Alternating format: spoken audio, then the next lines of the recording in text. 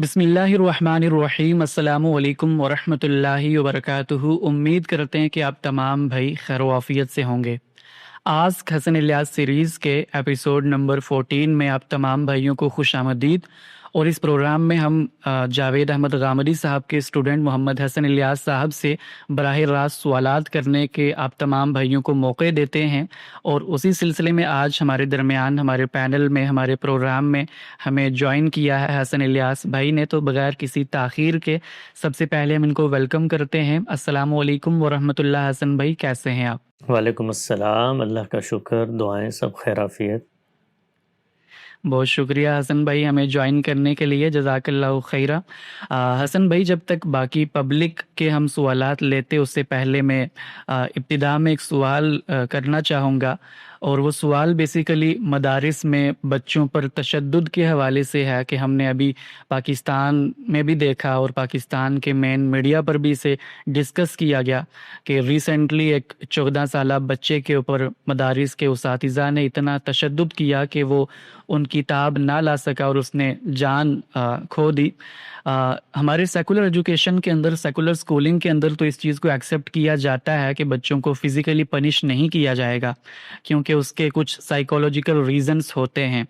लेकिन अभी भी जो हमारे सब कॉन्टिनेंट के रिलीजियस इंस्टीट्यूशन हैं, हमारे मदारिस हैं, उसके अंदर इस तरह की फ़िज़िकल पनिशमेंट को मायूब नहीं समझा जाता।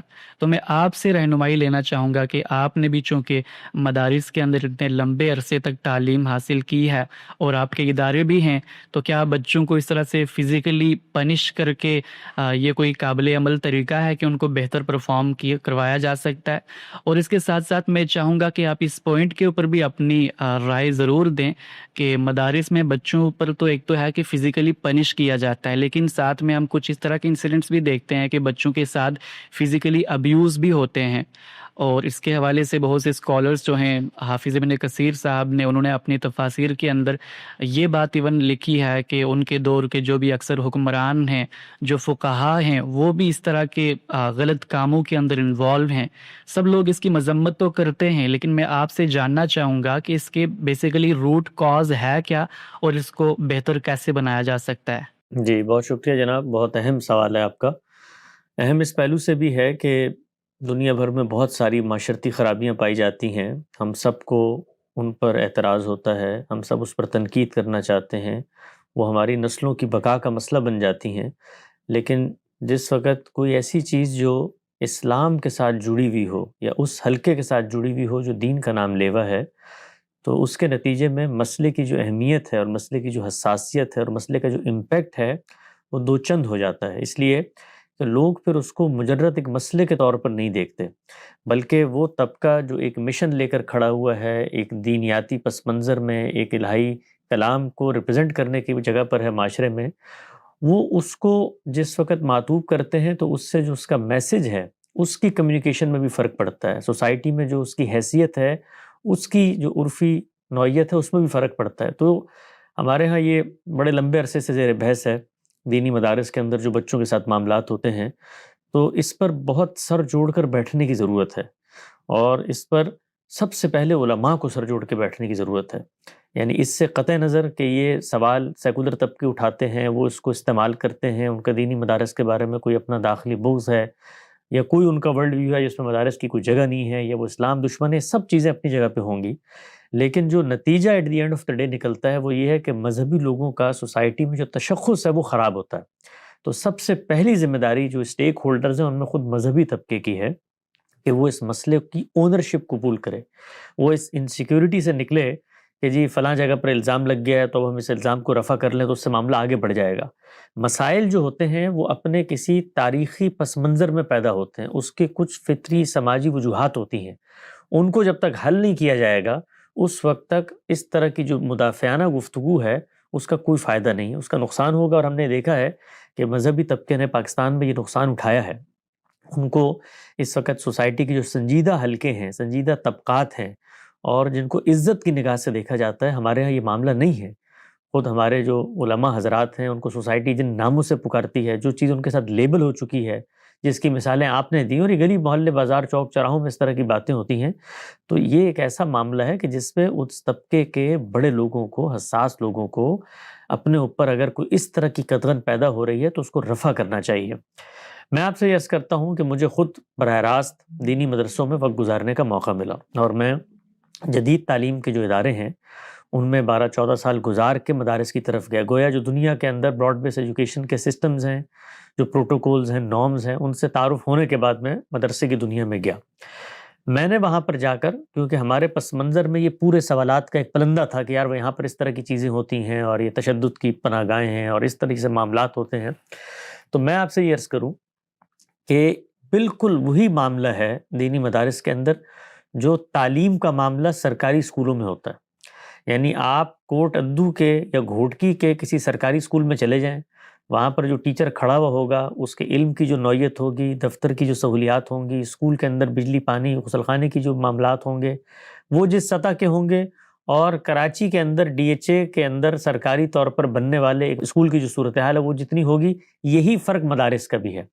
جو مین اسٹریم مدرسے ہیں پاکستان کے، بڑے نمائندہ ادارے ہیں، ان اداروں میں سرے سے میں نے خود 6-7 سال ان مدرسوں میں گزارے ہیں، وہاں پر رہا بھی ہوں، ایک اسکالر کے طور پر بھی، بورڈنگ کے طور پر بھی، سب کچھ ہوا ہے۔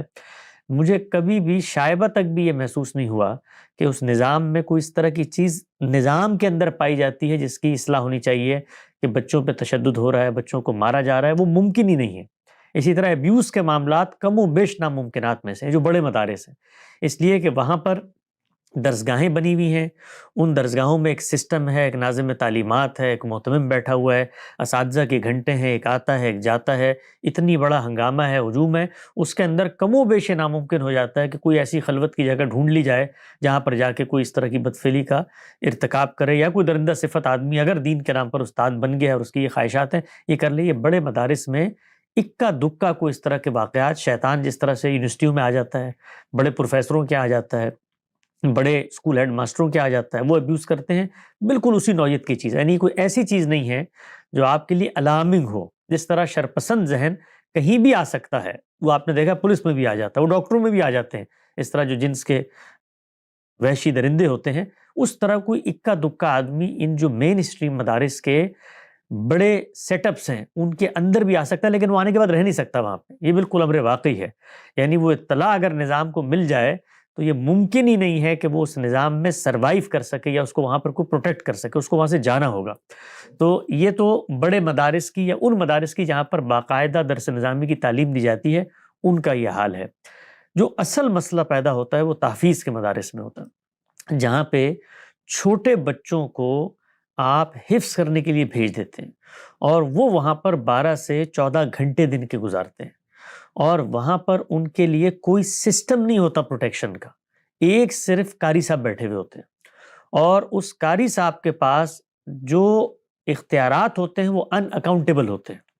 یعنی کوئی ناظم تعلیمات نہیں ہے، کوئی وہاں پر شورا نہیں ہے، کوئی مجلس نہیں ہے، کوئی نظام نہیں ہے، کوئی یہ چیک کرنے والا نہیں ہے کہ کون آیا ہے کون گیا ہے۔ وہاں پر خلوت کی جگہ موجود ہیں، وہاں پر جن لوگوں کو لا کر بٹھایا گیا ہے ان کی حیثیت یہ ہے کہ وہ دین کا باقاعدہ علم نہیں رکھتے، وہ قرآن کے قرہ ہوتے ہیں، حفاظ ہوتے ہیں، وہ عالم نہیں ہوتے باقاعدہ کہ کوئی تربیت ہوئی ہو، کوئی صحبت ہوئی ہو، کسی شیخ کی انہوں نے مائیت میں وقت گزارا ہو، کہ ان کا کوئی زندگی کا لاہ عمل بنا ہو۔ وہ بالکل اسی طریقے سے جیسے یہ بچے حفظ کر رہے ہیں خود حافظ بن کے اس جگہ پر پہنچے ہوئے ہوتے ہیں، ان کا کوئی دینی پس منظر نہیں ہوتا۔ میں نے یہ خود دیکھا ہے کہ ان حفاظ سے آپ قرآن مجید کی ایک آیت کا مطلب پوچھ لیں، جو وہاں پہ حفظ کے استاد بیٹھے ہوتے ہیں، وہ مطلب بتانے سے وہ قاصر ہوتے ہیں، اس لیے کہ عربی زبان کو سرے سے وہ جانتے نہیں ہیں، ان کی کوئی تربیت نہیں ہوئی ہوتی۔ تو تحفیظ کے یہ مدارس ہیں جو سب سے بڑا مسئلہ ہے ابیوز کا۔ اچھا، اس میں ایک پہلو تو یہ ہے کہ وہ جو آدمی وہاں پر آیا، مدارس جو بڑے مدارس ہیں وہاں نظام بنا ہوا ہے، وہ یہ دیکھتے ہیں استاد یہاں پر ہے تو اس کو یہاں پر ان کے پاس فنڈز بھی ہوتے ہیں، سوسائٹی ان کو اس درجے میں سپورٹ بھی کرتی ہے، ایک ویژن سے بھی وہ چل رہے ہوتے ہیں، ان کو وہ گھروں کا انتظام کر کے دیتے ہیں، وہاں ان کی بیویاں رہتی ہیں، وہاں ان کے بچے پیدا ہوتے ہیں، ایک نارمل فطری زندگی جو ہے وہ گزارتے ہیں۔ ہم جامعۃ الرشید میں رہے، جتنے اساتذہ تھے کم و بیش ان سب کے وہاں پر مکان موجود تھے، ان کو مفت بجلی دی جاتی تھی، ان کو مفت کھانا دیا جاتا تھا، ان کی میڈیکل کی سہولیات مفت تھیں، ان کے بچے جو مدارس میں نہیں پڑھنے کی توجہ رکھتے ان کو اسکول بھیجا جاتا تھا، باہر کے اسکول میں ہو جاتے تھے، اور وہاں کا جو استاد ہے وہ ایک فطری زندگی گزار رہا ہے. انسان کی شخصیت میں اللہ تعالیٰ نے جنس کی طلب رکھی ہے، اس کو غیر فطری انداز میں وقت گزارنے کا پابند کر دیا جائے تو اس طریقے کی شیطان کی مجرمانہ ذہنیت پیدا ہوتی ہے. تو وہ جو بنیادی تقاضا ہے کہ جنس کا صحیح چینلائز ہو فطرت کے اصولوں پر، دنیا بھر میں لوگ شادیاں کرتے ہیں، رہتے ہیں، تو بالکل اسی طریقے پہ بڑے مدارس میں اس کا باقاعدہ اہتمام کیا جاتا ہے، ان کے پاس فنڈز ہوتے ہیں. یہ جو دوسرا معاملہ ہے تحفیظ کے چھوٹے چھوٹے مکتب جو مسجدوں کی کئی چوکٹوں میں، کئی ان کے بیک پہ کوئی کمرہ بنا کر اس طریقے سے کھولے گئے ہوتے ہیں، یہاں پر سرے سے اس کا کوئی انتظام نہیں ہوتا، نہ کوئی اس کو مجلس، مرکزی مجلس چلا رہی ہوتی ہے، نہ جو وہاں پر استاد بیٹھا ہے اس کے لیے باقاعدہ طور پر آپ نے گھر کا بندوبست کیا ہے، اس کو تنخواہ دی ہوئی ہے، اس کی شادی کا بندوبست کیا ہے، اس کی ذہنی سطح کا ایگزامن کیا ہے، شکایت آنے پر کوئی میکینزم بنایا ہے. ان بچوں کے ساتھ کسی اور کا رشتہ ہے اس استاد کے علاوہ جس سے وہ بتا سکتے ہیں کہ کس ورنریبل صورتحال میں رہ رہے ہیں، یہ ہوتا ہی نہیں ہے. تو یہ بنیادی طور پر تحفیظ کے مدارس یا جو نظام بنا ہوا ہے اس کے سسٹم کا فالٹ ہے جس سے یہ کرپشن پیدا ہوتی ہے. اس میں جو چند چیزیں ہیں بنیادی طور پہ کرنے کی، وہ پہلی چیز یہ ہے کہ بچے کو حفظ کرانے کا جو پورا کا پورا مرحلہ ہے اس میں والدین کو سب سے پہلے آن بورڈ آنا چاہیے. آپ کے خیال میں میرا چھوٹا بچہ ہے، آپ کا کوئی چھوٹا بچہ ہوگا، اس کو اسکول میں کوئی تھپڑ مارے اور وہ آ کر مجھے یہ بات بتائے تو میرا اور آپ کا اس پر کیا ری ایکشن ہوتا؟ ہم دونوں کا ری ایکشن یہ ہوتا ہے کہ ہم جائیں اس نظام کو اور اس کو چیلنج کریں اور بتائیں کہ تمہیں اس لیے یہاں پر نہیں بھیجا میں نے اپنے بچے کو کہ تم اس کو مارو. لیکن مدارس کے اندر یہ پہلے دن نہیں ہوتا کہ شدت کی مار استاد نے ماری کہ بچہ ہی مر گیا، وہ روز مار کھا رہا ہوتا ہے. اور سوسائٹی کہ وہ سٹیک ہولڈر جنہوں نے اپنے بچوں کو وہاں حفظ کرنے کے لیے بھیجا ہوا ہے ان کا کنسنٹ اس کے اندر شامل ہوتا ہے. آپ اس کو سائلنٹ کنسنٹ کہیں، آپ اس کو میوچول انڈرسٹینڈنگ کہیں، یہ شامل ہوتا ہے. میں نے خود اپنی کانوں سے یہ بات سنی، ایک استاد نے مجھے، حفظ کے استاد نے بتائی، اور وہ بڑے شریف النفس آدمی تھے. انہوں نے کہا میں نے کبھی زندگی میں کسی پہ ہاتھ نہیں اٹھایا، والدین میرے پاس آ کر کہتے ہیں کہ یہ بچے کی چمڑی ہماری، ہڈیاں آپ کی ہیں، جو کرنا ہے کریں، اس کو حفظ ہونا چاہیے. تو سوال یہ ہے کہ جو سب سے بڑی پروٹیکشن تھی سوسائٹی میں بچوں کی، وہ تو والدین تھے. ان والدین نے یہ کنسنٹ کیسے دیا ایک حفظ کے استاد کو کہ اس بچے کو مار مار کے اس کا برکس نکال دو لیکن اس کو قرآن مجید یاد ہونا چاہیے؟ یہ سب سے بڑی جہالت ہے. سرکاری طور پر اس پر پابندی عائد ہونی چاہیے ہے کہ کسی بچے کو، چھوٹے بچے کو جس وقت تک کسی اسیسمنٹ سے نہ گزار لیا جائے، ایک فارم بننا چاہیے ہے، ایک محکمہ بننا چاہیے ہے، وہ اس کی پہلے منظوری دے. حفظ کرانا چاہیے نہیں کرانا چاہیے یہ خود ایک بحث ہے. اس بحث میں 2-3 زاویہ نظر ہیں، میں اس کے اندر نہیں جانا چاہتا، ہر ایک کے اپنے دلائل ہیں. ہمارے یہاں سے ڈاکٹر عرفان شہزاد صاحب نے اس پورے عمل کی مخالفت میں کافی کچھ لکھا ہے، اس میں مفتی منیب الرحمان صاحب نے جواب دیا ہے. امت کی ایک تاریخ ہے، قرآن مجید کو محفوظ کرنا مقصود تھا، محفوظ ہونے کے 10 متبادل ذرائع آگے، اس کی ضرورت باقی ہے نہیں باقی. یہ سب بحثیں فکری نظریاتی بحثیں، اس میں اختلاف کی گنجائش ہے. لیکن اگر آپ اپنے بچے کو حفظ کرانا ہی چاہتے ہیں تو چھوٹی عمر میں، جس وقت اس میں کوئی شعور نہیں ہے، اور اس کو زبردستی آپ اٹھا کر ایک ایسے ونریبل ماحول میں ڈال دیتے ہیں 14-15 گھنٹے، جہاں وہ ایک شخص کے رحم و کرم پہ ہے اور وہ اس کو مارتا بھی ہے، اس کے ساتھ ابیوز کا معاملہ بھی ہو جاتا ہے، اور والدین جو ہیں وہ یعنی میوچول انڈرسٹینڈنگ سے آنکھیں بند کر لیتے ہیں. ان کو پتا ہوتا ہے یہ مار کھا کے آیا ہے، وہ رو رہا ہوتے ہیں، چھوٹے چھوٹے بچے تکیوں میں سر لے کے روتے ہیں. والدین کہتے ہیں خیر ہے جی، کچھ وقت گزرے گا، یہ تو بعد میں ہمیں دعائیں دے گا. وہ بعد میں بڑا ہو کر، میں نے ایسی بھی صورتحال دیکھی ہے، حفظ کے دوران جن لوگوں کو ابیوز کیا گیا، جن لوگوں کے ساتھ زیادتی ہوئی، وہ دین کے علماء بننے کے باوجود اندر سے ملحد تھے. میں نے یہاں تک دیکھا، یعنی وہ گالیاں دیتے تھے کہ یہ جو نظام ہے اس کو ہم جانتے ہیں، ان کی حیثیت کیا ہے. جو لوگ آج کل دین بیان کر رہے ہیں، ہم ان کی حیثیت دیکھ کے آئے ہوئے ہیں. تو اتنے ٹراماز ہوتے ہیں، اور پھر جب کبھی ان کو موقع ملتا ہے تو ٹرکل ڈاؤن ایفیکٹ ہوتا ہے، وہ پھر اسی ابیوز کا بدلہ اگلی نسل سے لے رہے ہوتے ہیں، کیونکہ ان کو اتنا مارا گیا ہوتا ہے، کہتے ہیں ہم اتنا اور لوگوں کو ماریں گے. تو سب سے پہلے تحفیظ کے مدارس کا ایک سرکاری سطح کا نظام ہونا چاہیے. میں نے اس پر کچھ عرصہ پہلے اسٹڈی کی، معلوم ہوا مصر کے اندر یہ موجود ہے، اور وہاں پر بڑے جدید پیٹرنز اپنائے گئے ہیں میمورائزیشن کے. اس میں ویژولی لرننگ کی چیزیں ہیں، بچوں کو وہ آیتیں دکھائی جاتی ہیں. جس طرح ہمارے یہاں کلاس رومز ہوتے ہیں، آرٹ کی کلاسیں ہوتی ہیں، سائنس کی کلاسیں ہوتی ہیں، اس طرح حفظ کی بھی کلاسیں ہوتی ہیں. ایک چیز. دوسری چیز یہ ہے کہ یہاں امریکہ میں حفظ کے مدرسے ہیں، اور ان مدرسوں میں خود گیا ہوں. ہمارے ڈیلس میں ایک مدرسہ ہے، وہاں پر جو صاحب یہ تحفیظ کا کام کر رہے ہیں، ان کے ساتھ میری ملاقات ہوئی، ان بچوں سے میں ملا، تو ان بچوں کی شخصیت میں، ان بچوں کی گفتگو میں، ان کی اپنے استاد سے والہانہ محبت میں زمین آسمان کا فرق تھا۔ کیوں؟ اس لیے کہ انہوں نے اس نظام کو بدل لیا۔ انہوں نے کہا جو 2 سال میں 3 سال میں مار مار کے آپ نے حفظ کرانا ہے، بچہ اپنے شوق سے 5 سے 6 سال میں حفظ کرنا چاہتا 6 سال میں حفظ کر لے، کوئی پابندی نہیں ہے۔ آپ نے اس کا دورانیہ بڑھا دیا، بچہ بہت سکون اطمینان کے ساتھ اس نے وہی معاملہ حفظ کر لیا، اور اتنا فرینڈلی ماحول کہ وہ استاد ان کے ساتھ کرکٹ بھی کھیلتا ہے، وہ فٹ بال بھی کھیلتا ہے، وہ ان کو سینما میں مووی دکھانے بھی لے کے جاتا ہے، اور وہ بچے نارمل زندگی گزار رہے ہیں، آئسولیشن میں زندگی نہیں گزار رہے، اور ان کی اسکولنگ بھی چل رہی ہوتی ہے، دن میں 3-4 گھنٹے آتے ہیں، حفظ کا اپنا مرحلہ طے کرتے ہیں، اور 4-5-6 سالوں میں، اور اتنا اچھا نظام بنایا کہ ان کو ٹرینر بنا دیا، وہ بچے آگے جتنا حفظ کر رہے ہیں، آگے وہی بچے بچوں کو حفظ کروا رہے ہیں۔ یعنی اس طرح کے نظام بھی ہیں۔ مجھے یاد پڑتا ہے ڈاکٹر محمود احمد غائی صاحب نے ایک دفعہ مجھ سے ذکر کیا تھا انہی تحفیظ کے مدارس کے حوالے سے، کہ انہوں نے اسلامی نظریاتی کونسل میں ایک پورا فارمولہ پیش کیا کہ اس وقت عالم عرب میں جو تحفیظ کا سسٹم ہے اس کو یہاں پہ اپنا لیا جائے۔ اس طرح میں نے گزشتہ دنوں یہ بات پیش کی ہے کہ ایک دن میں یہ چیز ممکن نہیں، ہزاروں کی تعداد میں ہمارے یہاں یہ اس طرح کے مکاتب کھل چکے ہیں، غربت اتنی ہے، والدین وہاں بھیج دیتے ہیں چلو حافظ بن جائے گا، تو خود یہ ایک پیشہ ہے۔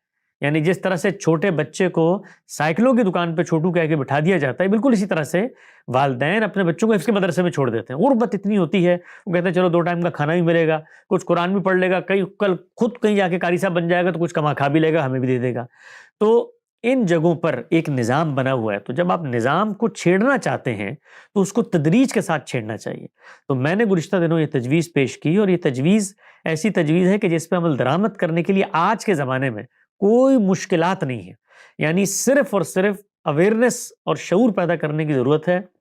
ہر محلے کے لوگ، جو کمیٹی محلے کی ہوتی ہے، امن کمیٹیاں بنی ہوتی ہیں، محلے میں تھانہ ہوتا ہے، تھانے کو یہ پتا ہوتا ہے کہ ہمارے حدود کے اندر کتنی مسجدیں ہیں، کتنے مکاتب ہیں، مخیر حضرات ہوتے ہیں، کمیٹیاں ہوتی ہیں، مارکیٹوں والے ہوتے ہیں، چند ہزار چند لاکھ روپے کی انویسٹمنٹ ہے، محلے والے مل کر 5-5 2-2 3-3 ہزار روپے دے کے یہ فیصلہ کریں کہ حفظ کے ہر مکتب میں جو اس وقت موجود ہے وہاں لائیو CCTV کیمرہ لگے گا، اور ایک ویب سائٹ بنائیں، ہزاروں لوگ اس وقت فری خدمات دینے کو تیار ہوں گے، IT کی سینٹرلائز سسٹم ہو، اور اس سسٹم کو مانیٹر کرنے کے لیے اوپن کر دیں، فیس بک پہ، انٹرنیٹ پہ ہزاروں کی تعداد میں مسلمان دنیا بھر میں، ہر آدمی اس کو جا کر دیکھ سکتا ہو کہ گلشن اقبال 13D کے اس مکتب کا یہ لائیو فوٹیج آ رہی ہے، یہ پچھلے 1 مہینے کی فوٹیج ہے۔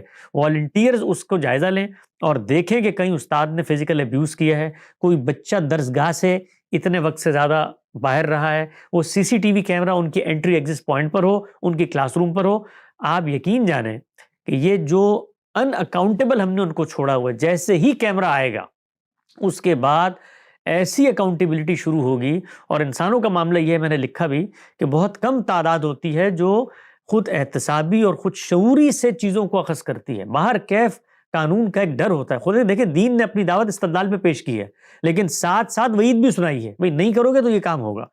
تو ہر جگہ پر دنیا میں یہ دونوں چیزیں پیرلل چلتی ہیں، تو ان کو اکاؤنٹیبل بنایا جائے، ان کے اوپر احتساب ہو، ان کے اوپر کیمرے لگائے جائیں، ان کو یہ بتایا جائے۔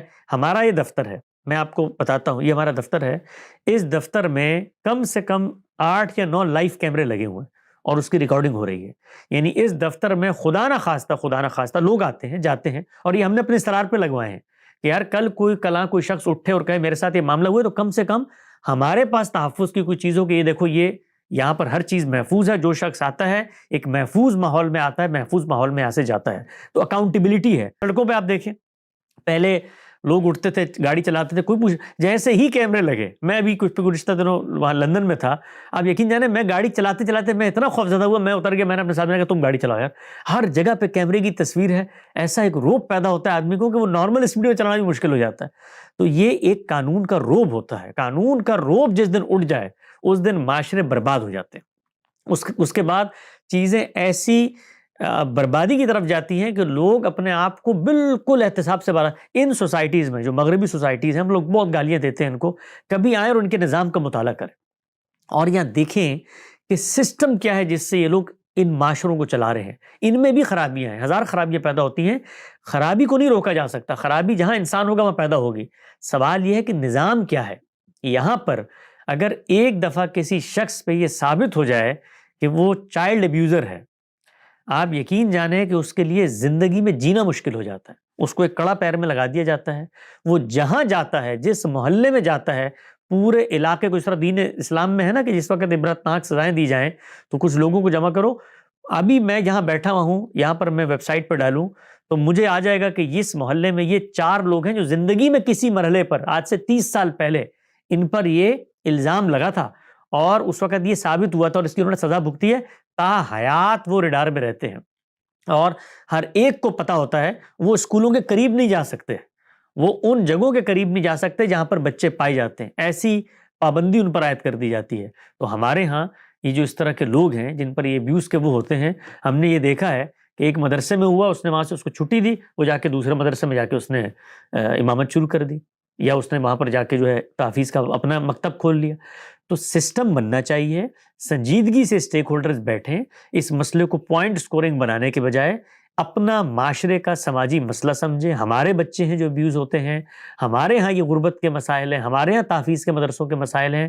وفاق المدارس اس پہ آگے بڑھے. علماء کی تنظیمیں جو ہر وقت دنیا بھر کو گالیاں دینے کے لیے اور یہ توہین رسالت اور تحفظ ناموس، وہ بھائی یہ تحفظ اسلام کا مسئلہ ہے، یعنی اسلام کے نام لیوا لوگ ہیں اور ان کے اداروں میں اگر یہ ہو رہا ہے تو سب سے اہم مسئلہ یہ ہے. اس پر بھی کبھی کوئی احتجاجی جلسہ کریں، اس پر بھی کوئی جلوس نکالیں کہ بھائی سرکار اس میں ہماری مدد کرے، ہم اس نظام کو ٹھیک کرنا چاہتے ہیں.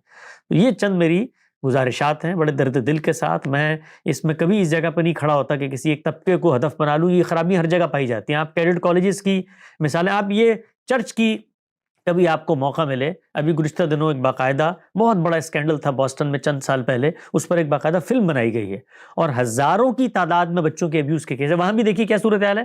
چھوٹے بچے جو ہیں وہ وہاں پر آ جاتے ہیں اور وہ ان کے رحم و کرم پہ ہوتے ہیں اور کوئی اکاؤنٹیبلٹی نہیں ہے. ہزاروں ابیوز کے کیسز تھے اور پھر اس سے پچھلے جو پاپ تھے انہوں نے باقاعدہ آفیشیل معافی مانگی کہ یہ ہمارے اداروں کے اندر یہ کام ہوتا ہے. تو یہ ہوتا ہے، دنیا بھر میں ہوتا ہے، جہاں پوڈنگ کے معاملات میں ہوتا ہے، فوج اور اس طرح کے دنیا بھر کے جو ادارے ہوتے ہیں جہاں پر بچے بڑے لمبے عرصے تک دور ہو جاتے ہیں، وہاں خرابیاں پیدا ہو جاتی ہیں. ہم نے خود سنی ہے چیزیں اس طرح کی.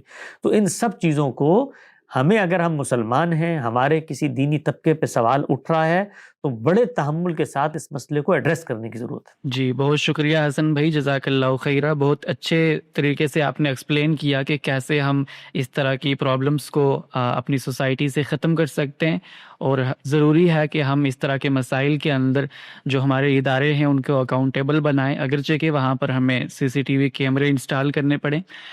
حسن بھائی اب ہم چلتے ہیں پبلک کے سوالات کی طرف. جن بھائیوں نے ہمیں جوائن کیا ہے ان سے گزارش ہے کہ سوال کو بالکل مختصر رکھیں اور اپنا نام بتانے کے بعد اپنی جگہ کا نام بھی بتائیں کہ آپ کہاں سے سوال کر رہے ہیں.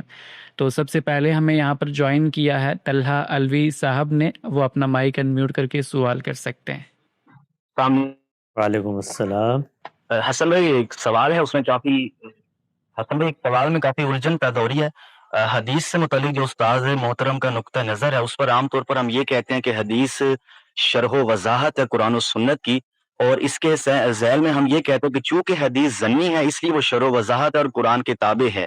لیکن یہاں پر خلط مبس یہ ہوتا ہے کہ سلفی حضرات ہمیں آگے سے یہ کہتے ہیں کہ اگر حدیث خبر متواتر ہو جائے تو پھر کیا آپ اس کو قرآن کے برابر مان لیں گے؟ تو اس کو آپ واضح کر دیں کہ یہ ظن اور تواتر کا کیا مسئلہ ہے کہ حدیث کو ہم ظنی ہونے کی وجہ سے شرح و وضاحت کی کبیر سے گن رہے ہیں، یا یہ کوئی اس کی اصل کا مسئلہ ہے؟ اور ساتھ یہ بھی واضح کر دیں کہ سنت بھی متواتر ہے تو کیا وہ بھی قرآن کے تابع ہے؟ تو یہ تواتر کو واضح کر دیں، قطعی اور ظنی کو واضح کر دیں تو ذرا مہربانی ہوگی. جی، اس کو سادگی سے سمجھتے ہیں طالبانہ طور پہ. دیکھیے دنیا میں اللہ کے ایک پیغمبر تشریف لاتے ہیں، وہ یہ دعویٰ کرتے ہیں ایک دن کھڑے ہو کے کہ مجھے اللہ نے وحی بھیجی ہے، مجھ سے کلام کیا ہے اور مجھے پابند کیا ہے کہ میں یہ اللہ کی بات آپ تک پہنچاؤں، لہٰذا میں اللہ کا فرستادہ منتخب چنیدہ پیغمبر ہوں اور میں خدا کا پیغام آپ کو دے رہا ہوں. یہ خدا کا جو پیغام ہے وہ آپ نے اپنے مخاطبین تک پہنچا دیا. سمجھیں آج پیغمبر مثال کے طور پہ آئے ہیں اور انہوں نے یہ کام کر دیا، یا اس سے پہلے جس زمانے میں پیغمبر آئے انہوں نے آیتیں پڑھ کے سنائیں اور لوگوں کو یہ کہا کہ یہ کوئی نیا دین نہیں ہے، یہ جو پیچھے دینی روایت چلی آ رہی ہے میں اسی کا ایک پیغمبر ہوں، اور اس میں تم نے انحرافات پیدا کر لیے ہیں، یہ نماز تم جانتے ہو، روزہ تم جانتے ہو، آؤ میں تمہیں ٹھیک طریقے سے پڑھ کے بھی دکھاتا ہوں، اس طریقے سے اس پر عمل درآمد کرو، اور یہ خدا کا کلام ہے جو میں تمہیں دے رہا ہوں.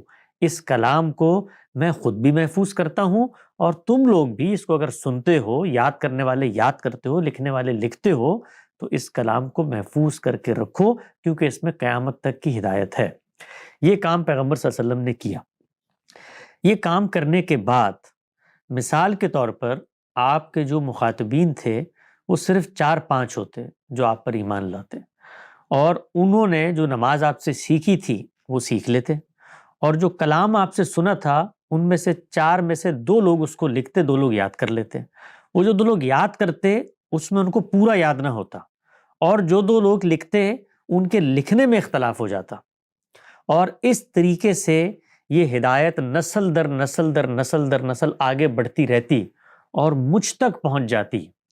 اور میں یہ جاننا چاہتا کہ روئے زمین پر اللہ کی کیا بات ہے، اور مجھے یہ اطلاع دی جاتی کہ ایک پیغمبر کے 4 متبعین تھے، ان میں سے 2 کو کچھ یاد تھا، وہ آگے انہوں نے اپنے بچوں کو یاد کروایا، کرتے کرتے کرتے کرتے جس طرح تاریخ نقل ہوتی ہے اس طریقے سے یہ نقل ہو گئی ہے۔ اس میں اختلافات بھی ہیں، بعض لوگ کہتے ہیں انہوں نے یہ آیت پڑھائی تھی، بعض کہتے ہیں یہ آیت پڑھی تھی، اس طریقے سے مجھے خدا کی ہدایت مل جاتی ہے۔ اور ان 4 لوگوں نے جیسے نماز پڑھی تھی، اس نماز کو آگے کچھ لوگ منتقل کرتے کرتے مجھے یہ بتاتے ہیں کہ بھئی یہ نماز بھی ہم تک پہنچ گئی ہے، اس میں بعض یہ کہتے ہیں کہ 3 دفعہ سجدہ کرنا ہے، بعض یہ کہتے ہیں کہ 2 دفعہ سجدہ کرنا ہے۔ تو میں ریسیونگ اینڈ پہ جو دین کا مخاطب بن کے کھڑے ہونے والا فرد ہوں، اس کو ذرہ برابر اس میں کوئی تردد نہیں ہوگا کہ اگر یہ چیز جو اس تک نقل ہوئی ہے وہ ظنی سے بھی کوئی نیچے کا ماخذ ہے، اس پر نقل ہوئی ہے۔ مثال کے طور پہ مجھے آپ آ کر کہتے ہیں کہ یہ جو آیت تھی یہ تو پتہ نہیں کہاں پہنچی تھی، ایک پتھر ہمیں ملا ہے جہاں پر وہ رہتے تھے، اس پر کندہ ہوئی ہے خدا کے پیغمبر کی یہ بات، تو میں اس بات سے بھی دین اخذ کروں گا۔ میرے لیے وہی خدا کی ہدایت ہے۔ اس خدا کی ہدایت کو جب میں اخذ کروں گا تو آپ مجھ سے آ کر یہ سوال ضرور کر سکتے ہیں کہ جس چیز کو تم خدا کی ہدایت کہہ رہے ہو، کیا واقعتاً یہ خدا کی ہی ہدایت ہے، اس کو ثابت کرو۔ تو میں آپ سے جواب میں کہوں گا کہ جی میں اس کو علم کی قطعی بنیادوں کے اوپر ثابت تو نہیں کر سکتا کہ یہ بات رسول اللہ صلی اللہ علیہ وسلم نے جو فرمائی تھی بے عینی ہی وہی بات ہے، میرا اس پر ایک درجے کا اطمینان پیدا ہو گیا ہے، یہ اطمینان میری ذات کی حد تک ہے، اس کے میں آپ کو دلائل دے دیتا ہوں۔ مثال کے طور پہ میری فطرت جو ہے وہ ابا کرتی ہے خبائث سے۔ یہ دیکھیے جو آیت مجھ تک پہنچی ہے ایک پتھر پہ لکھی ہوئی، وہ بھی یہی کہہ رہی ہے کہ ہم نے خبائث کو حرام کر دیا ہے، تو یہ دیکھیں مجھے مماثلت اس پہ محسوس ہو گئی، میری فطرت بھی قبول کرتی ہے۔ کچھ تاریخی شواہد بھی ہیں، کچھ لوگوں نے مجھے ایک قصہ بھی سنایا کہ پیغمبر آئے تھے ان کے ذریعے، تو میں اس طریقے سے دین اخذ کرتا۔ میرے لیے وہاں پر یہ بحث نہ ہوتی کہ میں قطعی ذریعہ علم ڈھونڈوں گا وہاں سے، میرے پاس تو جو میسر ذریعہ ہوگا جس سے مجھے دین ملے گا میں اس سے دین اخذ کروں گا۔ تو پہلی چیز اور غلط فہمی رفع کر لینی چاہیے ہے کہ ہمارے ہاں حدیث کے باب میں ظنی اور قطعی علم کی بنیاد پر کوئی بحث سرے سے ہوتی ہی نہیں ہے ہمارے ہاں۔ اب میں آؤں گا اس بات پر کہ یہ بحث پیدا، یعنی صرف حدیث میں دین نقل ہو جاتا، قرآن مجید ہم تک نہ پہنچتا، مثال کے طور پہ بتا رہا ہوں، تو ہم اسی حدیث سے دین اخذ کرتے، اس لیے کہ وہ ہمارے پاس اسی صورت میں آ گیا ہے۔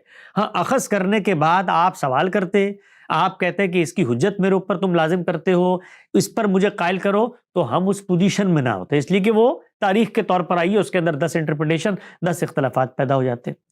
اب آئیے اگلی بات پر، کیا پیغمبر صلی اللہ علیہ وسلم نے یہ جو دین آپ کو دیا ہے یہ اس طریقے پر دیا ہے؟ اگر اس طریقے پر دیا ہوتا تو ہم اس کو اسی طریقے پہ اخذ کرتے اور ایک ظنی سے کم درجے کا چیز بھی ہمارے لیے دین کا ماخذ بن جاتی۔ لیکن کیا اللہ کے رسول نے اس طریقے سے ہمیں دین دیا ہے؟ یہ ہے پہلا سوال۔ اس سوال کا آپ کو جواب تلاش کرنا ہے۔ اگر اس کا جواب یہ ہے کہ ہاں جی اسی طریقے سے دیا، 3-4 لوگ تھے، ایک کو نماز کان میں بتا دی، دوسرے کو بتا دیا یہ 4 آیتیں، تیسرے کو بتا دیا ہاں بھئی خطرہ بھی سنت ہے، چوتھے کو یہ بات بتا دی، شریعت کے احکام، اس طرح سے دین آ گیا، تو ہم اسی طریقے سے اخذ کریں گے۔ لیکن اگر ہم یہ کہتے ہیں کہ اللہ کے پیغمبر نے افراد کی اتنی بڑی تعداد کو کہ جو آپ کی وفات سے سال پہلے تک لاکھ سے متجاوز تھی، ان کو دین کی ہدایت دی ہے، اور وہ لوگ جنہوں نے دین کی ہدایت اخذ کی ہے وہ تعدد امکنہ بھی رکھتے ہیں، یعنی یہ نہیں ہے کہ ایک جگہ پر بیٹھ گئے، ایک محلے کے لوگ ہیں اور سب نے مل کے کہا کہ آج سے جو پیغمبر ہمیں بات بتائیں گے نا، اس کو ہم فیبریکیٹ کر کے جھوٹ کر کے آگے پھیلانا شروع کر دیں گے۔ ان میں کثرت عدد بھی ہے، یوں بھی نہیں ہے کہ 1 2 3 لوگ تھے جو کہیں سے آئے اور کہیں چلے گئے، انہوں نے خدا کے پیغمبر کا دین بیان کر دیا۔ وہ مرکز معبد میں بیٹھے ہوئے ہیں، وہاں روز نماز ہوتی ہے، 23 سال تک پیغمبر وہاں پہ موجود ہیں، ہزاروں لاکھوں لوگ ان پر ایمان لے آئے ہیں۔ جو ایمان لے آئے ہیں وہ خدا کے اس کلام کو محفوظ کر رہے ہیں، وہ اس کو لکھ رہے ہیں، وہ اس کو پڑھ رہے ہیں، وہ اس کو یاد کر رہے ہیں۔ یہاں تک اہتمام ہو رہا ہے کہ پیغمبر کی مائیت میں جبریل براہ راست تشریف لا رہے ہیں اور وہ قرآن کی ترتیب دے رہے ہیں۔ وہ کہتے ہیں سورت کو یہاں رکھو، اس کو یہاں رکھو، میں امامت کرتا ہوں، تم قرآن سناؤ، تم امامت کرتے ہو، میں قرآن سناتا ہوں۔ یہ سارا مرحلہ ہو رہا ہے، ہزاروں لوگ ہیں، ان کے پاس ان کے نسخے موجود ہیں۔ تو پیغمبر نے جو دین انیشیٹ کیا ہے وہ ایسے نہیں کیا جیسے 3 لوگ کرتے ہیں، وہ ایسے کیا ہے کہ جیسے ہزاروں کی تعداد میں آپ حدوث کے وقت کسی واقعے میں افراد کو شریک کر لیں تو وہ ایک محکم قطعی ذریعہ علم بن جاتا ہے۔ جس طریقے سے اسٹیبلش فیکٹس آگے منتقل ہوتے ہیں، اس طریقے سے اللہ کے پیغمبر نے دین کی ہدایت کو آگے منتقل کیا ہے۔ یہ ہے دوسری بات۔ اس میں ایک تیسری بات یہ ہے کہ جس چیز کو منتقل کیا ہے وہ چیز خود اپنے کانٹینٹ اور اپنے بارے میں کیا دعویٰ کرتی ہے۔ تو اس چیز کا جب ہم مطالعہ کرتے ہیں، یعنی قرآن مجید کا، تو وہ اپنے بارے میں یہ کہتی ہے کہ میں اختلافات کا فیصلہ کرنے کی جگہ پر کھڑی ہوئی کتاب ہوں، میں میزان ہوں، میں فرقان ہوں، میں حکم ہوں، میں مہیمن ہوں، ہر اختلاف میری کسوٹی پہ لا کے پرکھا جائے گا۔ تو جب ہم اس کتاب کو پڑھتے ہیں، وہ کانٹینٹ جو پیغمبر نے اس قطعی ذریعہ علم سے ہمیں منتقل کیا ہے اس کو پڑھتے ہیں، تو اس کو پڑھنے کے بعد کچھ عقلی سوالات پیدا ہوتے ہیں۔ وہ عقلی سوالات کیا ہیں کہ جو چیز یہ دعویٰ کر رہی ہے کہ مجھ پر تم نے اختلافات کا فیصلہ کرنا ہے، اس کا یہ دعویٰ نہیں بن سکتا جب تک کہ وہ خود قطعی نہ ہو، اس کا متن قطعی نہ ہو، اس کا مفہوم متفق علیہ ایک تعویل نہ رکھتا ہو، اس کو ریڈنگ پڑھنے کا طریقہ ایک نہ ہو، اس کی حاکمیت باقی چیزوں پر قائم نہ ہو۔ اگر یہ نہیں ہوگا تو وہ جو کتاب دعویٰ کر رہی ہے وہ دعویٰ ایک بوگس دعویٰ ہو ہی نہیں سکتا۔ یعنی پہلی صورت لے لیں جو میں نے آپ کو بتائی تھی کہ پیغمبر کے 3 رفقا تھے، انہوں نے دین پتھروں پہ کاغذوں پہ لکھ کے منتقل کر دیا، میں اس کو پڑھوں اس دین کو اور اس میں یہ لکھا ہوا ہو کہ یہ دین جو تمہیں مل رہا ہے یہ تمہارے ہر اختلاف کا فیصلہ کر دے گا، تو سب سے پہلے میں اس سے جا کے سوال کروں گا جی اختلاف باقیوں کا فیصلہ تو آپ سے بعد میں کروائیں گے، پہلے تو ذرا اپنے اختلافات کا فیصلہ کریں، اس لیے کہ ایک آدمی کہہ رہا ہے کہ نہیں روایت تو یہ تھی، دوسرا آدمی کہہ رہا ہے نہیں دین تو یہ تھا، تیسرا آدمی کہہ رہا ہے نماز کی تو 6 رکعتیں تھی، تو آپ پہلے اپنا تو فیصلہ کریں، پھر آپ سے اپنے مذہبی اختلافات کا فیصلہ کروا لیں گے۔ تو اس پہلی صورت میں دین یہ دعویٰ کرنے کی پوزیشن میں ہی کھڑا ہوا۔ تو امر واقعی کیا ہے دوسری صورت، اور دوسری صورت میں جو کانٹینٹ ملا ہے وہ کانٹینٹ یہ کہہ رہا ہے کہ جب تک مجھے تم حکم نہیں بناؤ گے تب تک تم دین پر قائم نہیں رہو گے۔ تو اب اس کو حکم بنانے کا ایک ناگزیر منطقی عقلی لازمہ تقاضا ہے کہ اس کو پھر قطعی ہونا چاہیے ہے، چنانچہ وہ قطعی ہے۔ اب جب وہ قطعی ہے تو اس کے اوپر جو اختلافات ہوں گے ان اختلافات کو ہم سمجھنے کی کوشش کریں گے۔ مثال کے طور پہ قرات کا اختلاف ہو گیا، اس کو غیر قطعی بنانے کی کوشش کی گئی کہ نہیں بھائی اس کا متفق علیہ متن یہ نہیں ہے جو آپ کے ہاتھوں میں ہے، اس کے تو کوئی اور متون بھی ہیں، ان میں احکامات کی بھی ترتیب ہے، ان میں الفاظ کا بھی تغیر ہے۔ تو ہم وہاں کیا کرتے ہیں، ہم آ کر وہاں بتاتے ہیں کہ نہیں یہی قرآن ہے، متفق علیہ ہے، یہی اس کا متن ہے، یہ جو باقی چیزیں ہیں یہ آپ کی بیان کردہ ہسٹری ہے، اور ہسٹری ہے تو اس کو اس قطعی چیز پر لا کر پرکھو، یہ اس کو قبول کرے گی تو قبول کر لیں گے، یہ اس کو رد کرے گی تو رد کر دیں گے۔ تو یہ تو اپنے بارے میں کہتی ہے کہ میں قول فیصل ہوں، تو یہ کیسے قراتوں کا تعدد قبول کر سکتی ہے؟ یہ اپنے بارے میں سورہ قیامہ میں کہتی ہے کہ ایک قرات ہے جس کی تم نے پیروی کرنی ہے، فائدہ قرآنہ فتبعوا قرآنہ، تو پھر یہ آپ رسول سے متعدد قراتوں کا صدور کیسے ثابت کر سکتے ہیں؟ تو ہر جگہ پھر ہم اس پر بحث کریں گے۔ تو حدیث کے باب میں ہم نے کبھی یہ نہیں کہا کہ یہ چونکہ ظنی ہے لہٰذا ظنی چیز کی یہ ویلیو نہیں ہوتی، اس کو اٹھا کے پھینک دو، نعوذ باللہ من ذالک، یہ کبھی کہا ہی نہیں۔ حدیث ہمارے یہاں کبھی سرے سے اس پہلو سے کہ ماخذ کے اعتبار سے اس کی نوعیت کے زیر بحث ہی نہیں آئی۔ صرف حدیث میں دین منتقل ہوتا تو اسی سے دین اسی طرح اخذ کرتے ہیں جیسے قرآن مجید سے کر رہے ہیں، یعنی وہ ہمارے پاس میسر ہے تو وہ بنیادی ماخذ ہے، وہ نہ ہوتا تو اس سے کر رہے ہوتے۔ سوال یہ ہے کہ جس نے دین انیشیٹ کیا، کیا اس نے دین اس طرح پہنچایا؟ یہ سوال ہے۔ اس سوال کا جواب دینا چاہیے کہ کیا جس طرح قرآن مجید اس نے پہنچائی، سنت متواترہ اس نے پہنچائی، کیا یہ جو روایات ہیں اس کا اہتمام بھی اس نے اس طرح سے کیا، اس کو بھی بطور دین جاری فرمایا، اس پر بھی ابتدا سے لے کے انتہا تک اجماع تواتر ہے؟ اگر ہے تو آپ خبر روایت کیوں کہتے ہیں؟ اگر ہے تو تاریخ کیوں کہتے ہیں؟ اگر ہے تو اختلاف کیوں کرتے ہیں؟ تو یہ چیز ہم وہاں جا کر سمجھاتے ہیں کہ ایسا نہیں ہے۔ اور پھر اگلی بات کیا کرتے ہیں کہ یہ تاریخی ریکارڈ ہے، پیغمبر کی نسبت سے آیا ہے، پیغمبر کے بارے میں قرآن یہ کہتا ہے کہ وہ اسوہ حسنہ ہے، وہ دین کی شرح و وضاحت کرتا ہے، تفہیم و تبیین کرتا ہے، اور جب وہ فیصلے کر دیتا ہے، اجتہادات کر دیتا ہے، تو اس کے آگے سر تسلیم خم کرنا چاہیے۔ تو یہ جو ریکارڈ آپ مجھے لا کر دے رہے ہیں اس کی نسبت سے، اس کو میں سر پر رکھوں گا، سینے سے لگاؤں گا، اور یہ دیکھوں گا جو اصل دین اس نے دیا تھا اس کی روشنی میں یہ کس چیز کی شرح و وضاحت ہے، یعنی یہ کیا ہے، یہ تو سمجھنا پڑے گا نا مجھے۔ اس لیے کہ یہ تو نہیں ہو سکتا کہ رسول اللہ صلی اللہ علیہ وسلم دو مختلف دین دے کے چلے گئے، ایک طبقے کو کہا میں قرآن و سنت دے رہا ہوں، دوسرے کو کہا میں تمہیں حدیث دے کے جا رہا ہوں، یہ دونوں کے دین کے الگ الگ ماخذ ہیں۔ انہوں نے تو قرآن و سنت ہی دیا ہے، لوگوں نے اپنی انیشیٹو پہ چیزیں بیان کی۔ کبھی قرآن پڑھتے ہوئے آپ نے پڑھا کسی آیت میں ان ابی ہریرہ، یہ ابی ہریرہ سے روایت ہے؟ یہ نہیں۔ کیوں؟ اس لیے کہ اس کو کوئی فرد واحد نقل ہی نہیں کر رہا، اس کو خدا کا پیغمبر افراد کو دے رہا ہے، اور افراد جیسے مل رہے ہیں آگے نقل کر رہے ہیں۔ یہاں پر کیا ہوتا ہے؟ یہاں پر راوی ہے، فرد ہے، بندہ ہے، اس کا روایت بالمعنی ہے، اس کے اوپر گفتگو ہوتی ہے۔ یہ سارا کا سارا جو علم حدیث مرتب ہوا، جس میں روایتوں کو پرکھا جاتا ہے، جانچ پٹک کی جاتی ہے، اور راوی کا حفظ، فہم، اتقان، یہ سب چیزیں زیر بحث آتی ہیں، سلسلہ سند کا اتصال، اور عقلی مسلمات کے خلاف نہ ہو، قرآن کے واضح حکم کے خلاف، یہ سب چیزیں جب زیر بحث آتی ہیں تو یہ کیوں آتی ہیں؟ اگر وہ اسی طریقے سے پیغمبر کا، یہ اسی لیے آتی ہیں کہ پورا علم یہ کہتا ہے کہ یہ اس طریقے سے دین کی صورت میں رسالت مآب صلی اللہ علیہ وسلم نے انیشیٹ کر کے نہیں پہنچایا۔ اب یہ جب سامنے آتی ہیں تو ہم سب سے پہلے کیا کرتے ہیں؟ اس کو پڑھتے ہیں، تو پڑھنے کے بعد یہ دیکھتے ہیں کہ کس چیز کی شرح و وضاحت ہے۔ یعنی میں آپ کے ہاتھ میں ایک تشریح کی کتاب دے دوں اشعار کی، اور اس میں صرف تشریحیں لکھی ہوئی ہوں، تو آپ مجھ سے پہلا سوال کیا کریں گے؟ بھائی وہ شعر کہاں ہے جس کی تشریح کی ہے؟ اور جیسے ہی میں آپ کو شعر دوں گا تو آپ دوسرا سوال کیا کریں گے؟ بھائی جو تشریح کی ہے شعر کو قبول کرنی چاہیے۔ یعنی شعر میں بات ہو رہی ہے کسی اور چیز کی، اور آپ تشریح میں کوئی اور چیز کر لیں، تو شرح و وضاحت بن ہی نہیں سکتی جب تک وہ اصل کے اندر موجود لسانی مضمر یا عقلی مضمر کا وضاحت نہ ہو۔ یعنی اس کو یہ بتانا پڑے گا شرح و وضاحت کو کہ میں اس چیز کی شرح ہوں، یہ دیکھو یہ شعر کے اندر یہ لفظ تھا، اس کا یہ لسانی مضمر ہے، جب یہ بات کہی جاتی ہے تو لسانی طور پر اس کے ساتھ یہ چیز مضمر ہوتی ہے، میں اس کی شرح کر رہا ہوں۔ تو اور دوسری چیز یہ عقلی مضمر ہے، یہ عقل کے مسلمات ہوتے ہیں، بھائی یہ کلام میں نہیں لکھے ہوتے، یہ مضمر ہے جو میں نے کھول دیا ہے، تو تب وہ جا کے شرح و وضاحت بنتی ہے۔ تو یہ ہے ہماری پوری بات، اس پوری بات کو سمجھیں۔ آخری جو چیز آپ نے کہی سنت، تو سنت جو ہے وہ قرآن مجید کا امتثال امر ہے۔ قرآن کی جو ہدایت ہے وہ عملی طور پر خارج میں مجسم ہو چکی ہے۔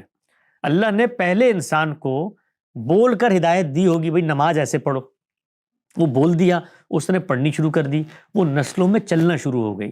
تو خدا کی وہ ہدایت سوسائٹی میں خارج میں پائی جاتی ہے۔ یہ بالکل ایسے ہی ہے کہ جیسے قرآن الفاظ استعمال کرتا ہے، ایک لغت ہے نا قرآن کی، اس کے معنی کہاں ہیں؟ سوسائٹی میں پائے جاتے ہیں، خارج میں پائے جاتے ہیں۔ تو آپ کیا کہیں گے اس کے بارے میں کہ وہ کوئی قرآن مجید سے الگ چیز ہے؟ یعنی جو الفاظ قرآن میں استعمال ہوئے ہیں، ان لفظ کا میں معنی ڈھونڈنے کہاں جاتا ہوں؟ اس عرب کے دور میں جاتا ہوں کہ بھائی یہ عرب جو ہیں یہ کیسے بول رہے تھے۔ جب خدا نے وحی کی اور پیغمبر نے صحابہ کو پڑھ کے سنایا کلام، تو انہوں نے جو الفاظ استعمال کیے پیغمبر نے، اس کے معنی صحابہ کے لیے خارج میں پڑے ہوئے تھے۔ بالکل اسی طرح جس وقت قرآن نے کہا کہ اقم الصلاۃ لذکری، تو صلاۃ خارج میں پڑی ہوئی تھی، ورنہ یہ مسمى وجود ہی میں نہیں آ سکتا۔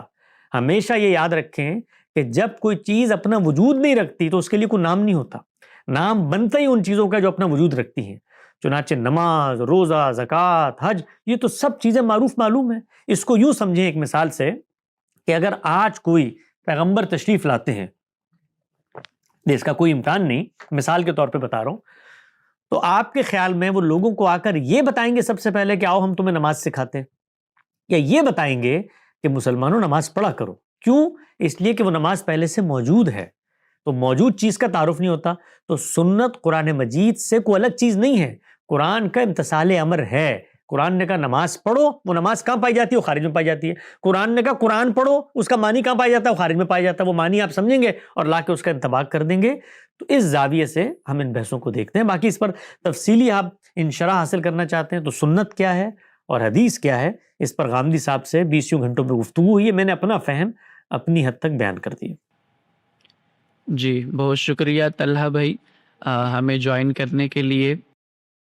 ہم آپ سے اجازت لینا چاہیں گے۔ حسن بھائی جو آپ نے، میں ضمنی طور پر یہاں پر ایک کلیریفیکیشن چاہوں گا کہ جب آپ دین کو اجماع و تواتر سے اخذ کرنے کی بات کرتے ہیں تو سوال یہ ہے کہ کیا نبی علیہ السلام نبی علیہ السلام نے ہمیں دین یہاں پر دیا ہے، تو کیا اجماع و تواتر کا اہتمام خود اللہ پاک نے کیا ہے اس امت کے لیے، یا پھر یہ ایکسیڈنٹل ہو گیا کہ صحابہ کرام کی اتنی بڑی جماعت نبی علیہ السلام پر ایمان لے آئی اور اجماع و تواتر کا اہتمام ہو گیا؟ اور اگر یہ اہتمام خود اللہ پاک نے کیا ہے تو یہ باقی پیغمبروں کے حوالے سے یہ اہتمام کیوں نہیں کیا گیا، خصوصاً عیسیٰ علیہ السلام کے حوالے سے؟ میرا تو جو زاویہ ہے، خدا کی طرف سے تو دعوے دو طریقے سے ہو سکتے ہیں۔ خدا کا اپنا بیان ہو، وہ بیان خدا نے قرآن کی حد تک تو خود بتا دیا ہے کہ اِنَّ لَهُ لَحَافِظُونَ، کہ ہم اس کی حفاظت کریں گے۔ اگرچہ وہ حفاظت کی جو آیت ہے وہ اس پس منظر میں ہے کہ جس وقت لوح محفوظ سے اترتا ہے یہ شیاطین جن اچکنے کی کوشش کرتے ہیں، شہاب ثاقب ہم ان کو مارتے ہیں، ہم اس کو پورے اہتمام سے نیچے پہنچاتے ہیں۔ اگر پورے اہتمام سے نیچے خدا پہنچاتا ہے تو سوال یہ ہے کہ جس مرحلے پر یہ کلام آ رہا ہے وہ مرحلہ کیا ہے؟ تو میرے خیال کے مطابق قرآن مجید قیامت تک محفوظ ہو جائے، اس کا اہتمام 4500 سال پہلے شروع ہوا تھا۔ اللہ تعالیٰ کی جو اسکیم ہے روئے زمین پر وہ کیا ہے؟ وہ اسکیم یہ ہے کہ بندوں کو پیدا کیا، فطرت میں شعور ڈالا، خارج میں امکان رکھے اور اپنے حسی وجود اور ان کے مشاہدے کے درمیان ایک پردہ حائل کر دیا۔ یعنی خدا ہمیں نظر نہیں آتا لیکن پیغام بھی بھیج رہا ہے، اشارے بھی دے رہا ہے، آیتیں بھی موجود ہیں، اور یہ ہمارے علم کا امتحان ہے کہ بن دیکھے اس کو مانے۔ یہی امتحان ہے ہمارا، عقل سے کام لیں اور بن دیکھے اس کو مانے۔ تو اب دنیا جس دور میں داخل ہونے جا رہی تھی 4500 5000 سال پہلے، وہ معلوم تاریخ کا دور تھا، اور اس دور کے بعد تجربہ، مشاہدہ، یہ انسان کے لیے وجودی حقیقت بن جاتا۔ تو اللہ تعالیٰ کا جو امتحان ہے دنیا میں، وہ امتحان اس دور میں، جو تاریخ کا یہ دور ہے جس میں ہر چیز شہادت کے درجے میں کیمروں میں محفوظ ہو جاتی ہے، دنیا اس کی گواہی دینا شروع ہو جاتی ہے، اس میں اگر پیغمبر تشریف لا کے آج پیغام دیں تو وہ جو اصل امتحان ہے کہ بن دیکھے مانو، وہ امتحان باقی نہیں رہے گا، وہ پردہ اٹھ جائے گا۔ اس لیے کہ تاریخ کے اس جگہ پر ہم کھڑے ہو گئے ہیں کہ پیغمبر کو ہم بٹھائیں گے اور اس سے 1000 سوالات کریں گے، وہ جواب دے گا اور وہ صحیح جواب دے گا، اور لوگوں کے لیے کوئی عذر ہی باقی نہیں رہے گا کہ اس کا انکار، وہ پردہ حائل رہنا ہے۔ تو خدا تعالیٰ نے اس چیز کو سامنے رکھ کر، یہ میرا فہم ہے، کیا اہتمام کیا، اور اس فہم کے اشارے اور تائید مجھے خود خدا کی کتاب سے ملتے ہیں۔ انہوں نے پہلے یہ فرمایا کہ ہر محلے، گلی، ہر کوچے میں جاتے تھے پیغمبر، لوگوں سے ان کی زبانوں میں بات کرتے تھے۔ پھر ہم نے کیا کیا؟ پھر ہم نے دنیا کے وسط میں 2 قوموں کا انتخاب کیا۔ کیوں کیا 2 قوموں کا انتخاب؟ یہ تو خدا کا خدائی انتخاب ہے، قوم بنانے کا انتخاب، بنی اسرائیل اور بنی اسماعیل، اور سیدنا ابراہیم کو امام الرسل بنایا اور ان کی ذریت میں اس کو خاص کر دیا، اور 2500-3000 سالہ تاریخ ہے جہاں پر قوم کو قوم بننے کی ذمہ داری پر رکھا۔ کیوں؟ کیونکہ خدا تعالیٰ یہ چاہتا تھا کہ خدا کا یہ پیغام جو رسول اور پیغمبر لے کر آتے ہیں، یہ کام شہادت کے منصب پر اب قوم کی اتنی بڑی تعداد ہو کر کرے کہ پھر پیغمبر کی ضرورت باقی نہ رہے، یہ قوم ہی یہ شہادت دیتی چلی جائے، ان کی نسل در نسل اس چیز کو اپنا منصب سمجھے اور آگے پہنچاتی چلی جائے۔ اس لیے کہ دنیا تاریخ کے دور میں جاری، ہمارا پیغمبر براہ راست کھڑا ہوگا تو انکار کی کوئی گنجائش نہیں رہے گی۔ تو ختم نبوت کی تمہید 4000 سال پہلے باندھی گئی، اس قوم کا انتخاب ہوا۔ اب وہ جو قوم ہے، اللہ چاہتے تو پہلے دن اشارہ کرتے وہ قوم بن جاتی، نہیں، ان کی ایک اور اسکیم ہے کہ دنیا عالم اسباب ہے، اور یہاں پر جو لوگ ہیں ان کا اپنا بھی امتحان ہے، قوم بنتے ہو کہ نہیں بنتے۔ وہ 3000 سال لگا دی انہوں نے قومی سطح پہ قوم کے طور پر شہادت کا جو منصب تھا اس سے اپنے آپ کو اس درجے میں آ کر معزول کر دیا کہ خود خدا کے پیغمبروں کو قتل کرنے کے در پہ ہو گئے۔ تو اللہ نے اس قوم کو معزول کر دیا، اس لیے کہ اللہ جو کام چاہتا تھا، قوم بنانا چاہتا تھا، قوم نے کہا ہم نہیں قوم بنتے، ہم نہیں ذمہ داری لیتے شہادت کی، ہم تمہارے پیغمبروں کو مارتے ہیں۔ اللہ نے کہا کوئی بات، یہ دوسری قوم ہے، اس کے اندر یہ پیغمبر آئے گا اور اب تاسیس ان کی طرف جائے گی، اور اب یہاں دیکھتے ہیں کیا انتخاب ہوتا ہے۔ تو صحابہ کرام کا اپنا انتخاب ہے بغیر کسی جبر کے، لیکن اللہ کی حکمت بالغہ میں یقیناً یہ بات ہوگی کہ افراد کی اتنی بڑی تعداد اس پیغمبر کو میسر آئے گی جو اس کتاب کو سنبھالے گی۔ وہ کتاب نے قیامت تک پیغمبر کا قائم مقام بننا ہے، حکم بننا ہے۔ پیغمبر تو نہیں ہے میرے پاس، میں دین کہاں سے اخذ کرتا ہوں؟ خدا کے اس کلام سے جو بے کم و کاس مجھ تک پہنچ چکا ہے۔ تو یہ قیامت تک اللہ کی حجت کو قائم رکھنے کی میرے لحاظ سے ایک اسکیم تھی جس پر عمل درآمد ہوا۔ یہ یوں نہیں ہوا کہ پیغمبر نے پہلے دن بیٹھ کے سب کو یہ بتایا ہو کہ آؤ جی اب اس پہ اجماع کرنا ہے، اس لیے پیغمبر تو کہتا ہے میں پیغام دینے آیا ہوں، جس نے سننا ہے سنو، جس نے نہیں سننا نہ سنو۔ وہ لوگوں کا امتحان تھا، لیکن تکوینی طور پہ وہی کچھ ہوا جو اللہ چاہتا تھا۔ چنانچہ آج ہم دیکھتے ہیں کہ تاریخ کی جس دور میں ہم کھڑے ہوئے ہیں تو اس میں تو کوئی امکان ہی نہیں ہے کہ قیامت تک خدا کی بات کہیں آگے پیچھے جا سکتی ہے۔ بہت شکریہ حسن بھائی، جزاک اللہ خیرہ۔ نیکسٹ کالر کی طرف چلتے ہیں۔ ہمارے ساتھ یہاں پر کنفیوزڈ آئی ڈی کے ساتھ ایک بھائی نے ہمیں جوائن کیا ہے، تو اپنا مائک انمیوٹ کر کے اپنا نام اور جگہ بتا کر سوال کر سکتے ہیں۔ السلام علیکم ساتھیو۔ اچھا، میرا نام محسن ہے اور میں راولپنڈی سے ہوں۔ حسن بھائی، میں کچھ عرصے پہلے تک نا اگنوسٹک تھا، اس کے بعد میں واپس مسلمان ہوا الحمدللہ، اور مجھے پتا تھا الحمدللہ یہی اب ٹروتھ ہے نا، لیکن اتنی کنفیوژن ہے سر کہ مطلب جس کو سنو اس کا پوائنٹ ٹھیک لگتا ہے، لیکن میں بھی، اور عجیب بات یہ ہے کہ جتنوں کو بھی میں نے سنا نا وہ سب بائسنس سے بات کر رہے تھے، ایون غامدی صاحب بھی، ان کی بھی کچھ چیزوں میں بائسنس پکڑی۔ تو مطلب بڑی کنفیوژن ہے سر، ایسا نہیں ہو سکتا کہ آپ سب لوگ مطلب کھل کے ایک ڈیبیٹنگ کلچر لائیں تاکہ ایک سمجھ آ سکے بات کس کی بات زیادہ کلیئر اور صحیح ہے، کیونکہ بہت کنفیوژن ہے سر، کچھ سمجھ نہیں آ رہا سچ بتاؤں تو۔ جی میرے بھائی، آپ خدا تعالیٰ اور دین اسلام کے بارے میں ایگنوسٹک تھے نا، اس میں کنفیوژن تھی کیا صحیح ہے کیا غلط۔ تو اللہ کی جو بات ہے وہ تو اللہ کی کتاب قرآن مجید میں بیان ہوئی ہے، تو آپ نے سب کو سنا، غامدی صاحب کو بھی، فلاں کو بھی، ان کو بھی، کیا قرآن مجید کو بھی سنا؟ جی سنا، لیکن اس میں بڑی بیسک بات ہوتی ہے، مطلب جتنا میں نے پڑھا اس میں بڑی نا بیسک بات، کیونکہ مجھے عربی تو نہیں آتی۔ وہ بات مجھے بتائیں جو آپ نے بیسک بات اردو میں پڑھی ہو، اس بیسک بات پہ بات تو دنیا میں ہر سطح کی بات ہوگی۔ میں جب اس پر کوئی سوال اٹھاؤں گا تو پہلے یہ مجھے طے کرنا پڑے گا نا کہ میں اس بیسک بات سے کیا کوئی فلسفہ اخذ کرنے گیا ہوں کہ مجھے وہ بیسک لگ رہی ہے اور مجھے تو اس میں بڑی ہائی اسٹیم کمپلیکیشن چاہیے تھی۔ یہ تو آگے کے مراحل ہیں۔ سوال یہ ہے کہ آپ اللہ کی بات اللہ کی کتاب میں جاننے کے لیے گئے ہیں، اس نے کوئی بہت ہی بیسک را بات کی ہوگی، وہ آپ کے لیے قابل تسلی نہیں بن رہی، وہ بات بتائیں، وہ بات کیا ہے؟ نہیں، میں ایک بہت سی ایگزامپل دے سکتا ہوں۔ فار ایگزامپل نماز کو دیکھ لیں، زکوٰۃ کو دیکھ لیں، یا پھر ابھی میں ریسنٹلی جس غامدی صاحب کی جس چیز میں نے پکڑا، وہ نکاح متا کے بارے میں، وہ میرا ایک دوست تھا، اس سے ہماری بات نہیں، دیکھیں آپ نے کہا میں قرآن پر بتاؤں گا، بڑی بیسک ہوتی ہے۔ غامدی صاحب تو قرآن مجید نہیں ہے نا، متا قرآن مجید ہے۔ قرآن کے بارے میں بتائیے کہ آپ نے وہاں کچھ پڑھا، وہ اس میں کون سی ایسی آیت تھی کہ جس نے آپ کو یہ پیغام پہنچایا کہ بھائی یہ تو کوئی بات نہ علمی طور پر، نہ عقلی طور پر، نہ شعوری طور پر ایک بندہ اخذ ہی نہیں کر سکتا؟ وہ متعین بات بتائیں، وہ کیا ہے؟ میں وہی کہہ رہا ہوں مطلب فار ایگزامپل قرآن کہے گا صرف صلاح نماز پڑھو، ٹھیک ہے، اور صرف زکوٰۃ دو، لیکن اس پہ جب آپ مکاتب فکرز پہ ہیں، یہیں پہ رک جائیں نا میرے پیارے بھائی، میرے پیارے بھائی، یہیں پہ رک جائیں، مکاتب فکر کو ایک منٹ کے لیے سائڈ پہ رکھ دیں۔ پہلے یہ بتائیں قرآن مجید کیا کہتا ہے نماز اور زکوٰۃ کے بعد، یعنی جو آپ نے سمجھا ہو کیا کہتا ہے؟ نماز قائم کرو۔ ہاں، اس پہ کیا سوال ہے آپ کا؟ اس پہ سوال یہ کہ اب نماز مطلب قائم کیسے ہوگی، اس پہ اختلافات شروع ہو جائیں۔ نہیں کیا، اچھا ایک سیکنڈ، قرآن مجید نے یہ کہا کہ نماز قائم کرو اس لیے کہ میری یاد دہانی ہو۔ یہ وہ کام ہے کہ جو میں ہی طے کر سکتا تھا کہ تم نے مجھ سے تعلق کا اظہار کرنا ہے، اگر میں خالق ہوں تو یا تم اپنی عقل سے اپنے تعلق کا اظہار کرو گے، تعلق کا اظہار تو اخلاقی تقاضا ہے، ماں سے رشتہ ہوگا وہاں کرو گے، خدا سے رشتہ ہوگا وہاں کرو گے، تو یا تم نے انتخاب کرنا ہے یا میں نے کرنا ہے، تعلق میرا ہے، انتخاب کا طریقہ میں نے بیان کر دیا۔ قرآن نے کہا نماز پڑھو، اب نماز کیسے پڑھنی ہے یہ آپ کا سوال ہے کہ اس میں آپ کو اختلافات نظر آئے کہ نماز کیا ہوتی ہے، کیسے پڑھنی ہے؟ جی اس میں بھی، اور مطلب اس طرح کے ایک کو لے لیں گے نا، وہ ہوں گے ہزاروں ہوں گے، لیکن ہم ایک کو آج لے لیتے ہیں، پھر آئندہ موقع ملے تو کسی اور چیز کو بھی لے لیں گے۔ تو اب آپ نماز کو لے لیں، قرآن مجید نے کہا نماز پڑھو، آپ باہر نکلے، آپ نے کہا میں پوچھوں نماز کیا ہوتی ہے؟ بھائی میں نے اللہ کی کتاب میں پڑھی ہے، نماز بتاؤ کیا ہوتی ہے؟ تو آپ کو اب مختلف حلقے نظر آئے اور وہ نمازیں پڑھ رہے ہیں، تو مجھے پہلے ہی بتائیں کہ ان میں کیا اختلاف آپ کو نظر آیا جس سے آپ کو تردد پیدا ہوا کہ نماز کیسے پڑھنی ہے، تو مجھے پتہ ہی نہیں چل رہا وہ کیا اختلاف؟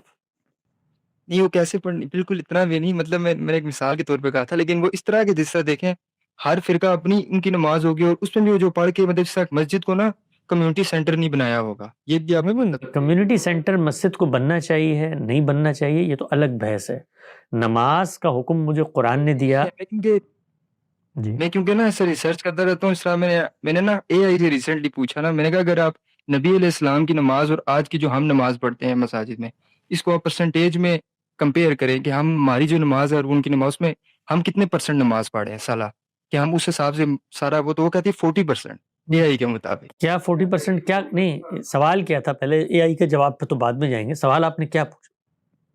سوال میرا یہ تھا کہ جو نبی علیہ السلام کے ٹائم پہ صلاح ہوتی تھی، نماز ہوتی تھی، مطلب جو بھی صلاح کے ٹائم پہ کرتے تھے نبی، وہ اور آج جو ہم پڑھتے ہیں مسجد میں جا کے، اس کو اگر ہم پرسنٹیج پہ کریں کہ ہم کتنے پرسنٹ آج کے وہ صلاح کا حق ادا کر رہے ہیں۔ نہیں یہ تو سوال ہی آپ نے دوسرا پوچھا ہے، یہ تو اس سے سوال یہ پوچھا ہے کہ رسول اللہ کے دور میں جو ایمان لانے والے لوگ تھے ان کی کتنی تعداد تھی جو جا کے مسجد میں نماز پڑھتی تھی، اور آج کتنی تعداد ہے اس پہ ایک بھی نہ ہو، اس کا کیا تعلق ہے قرآن کی صلاح کے؟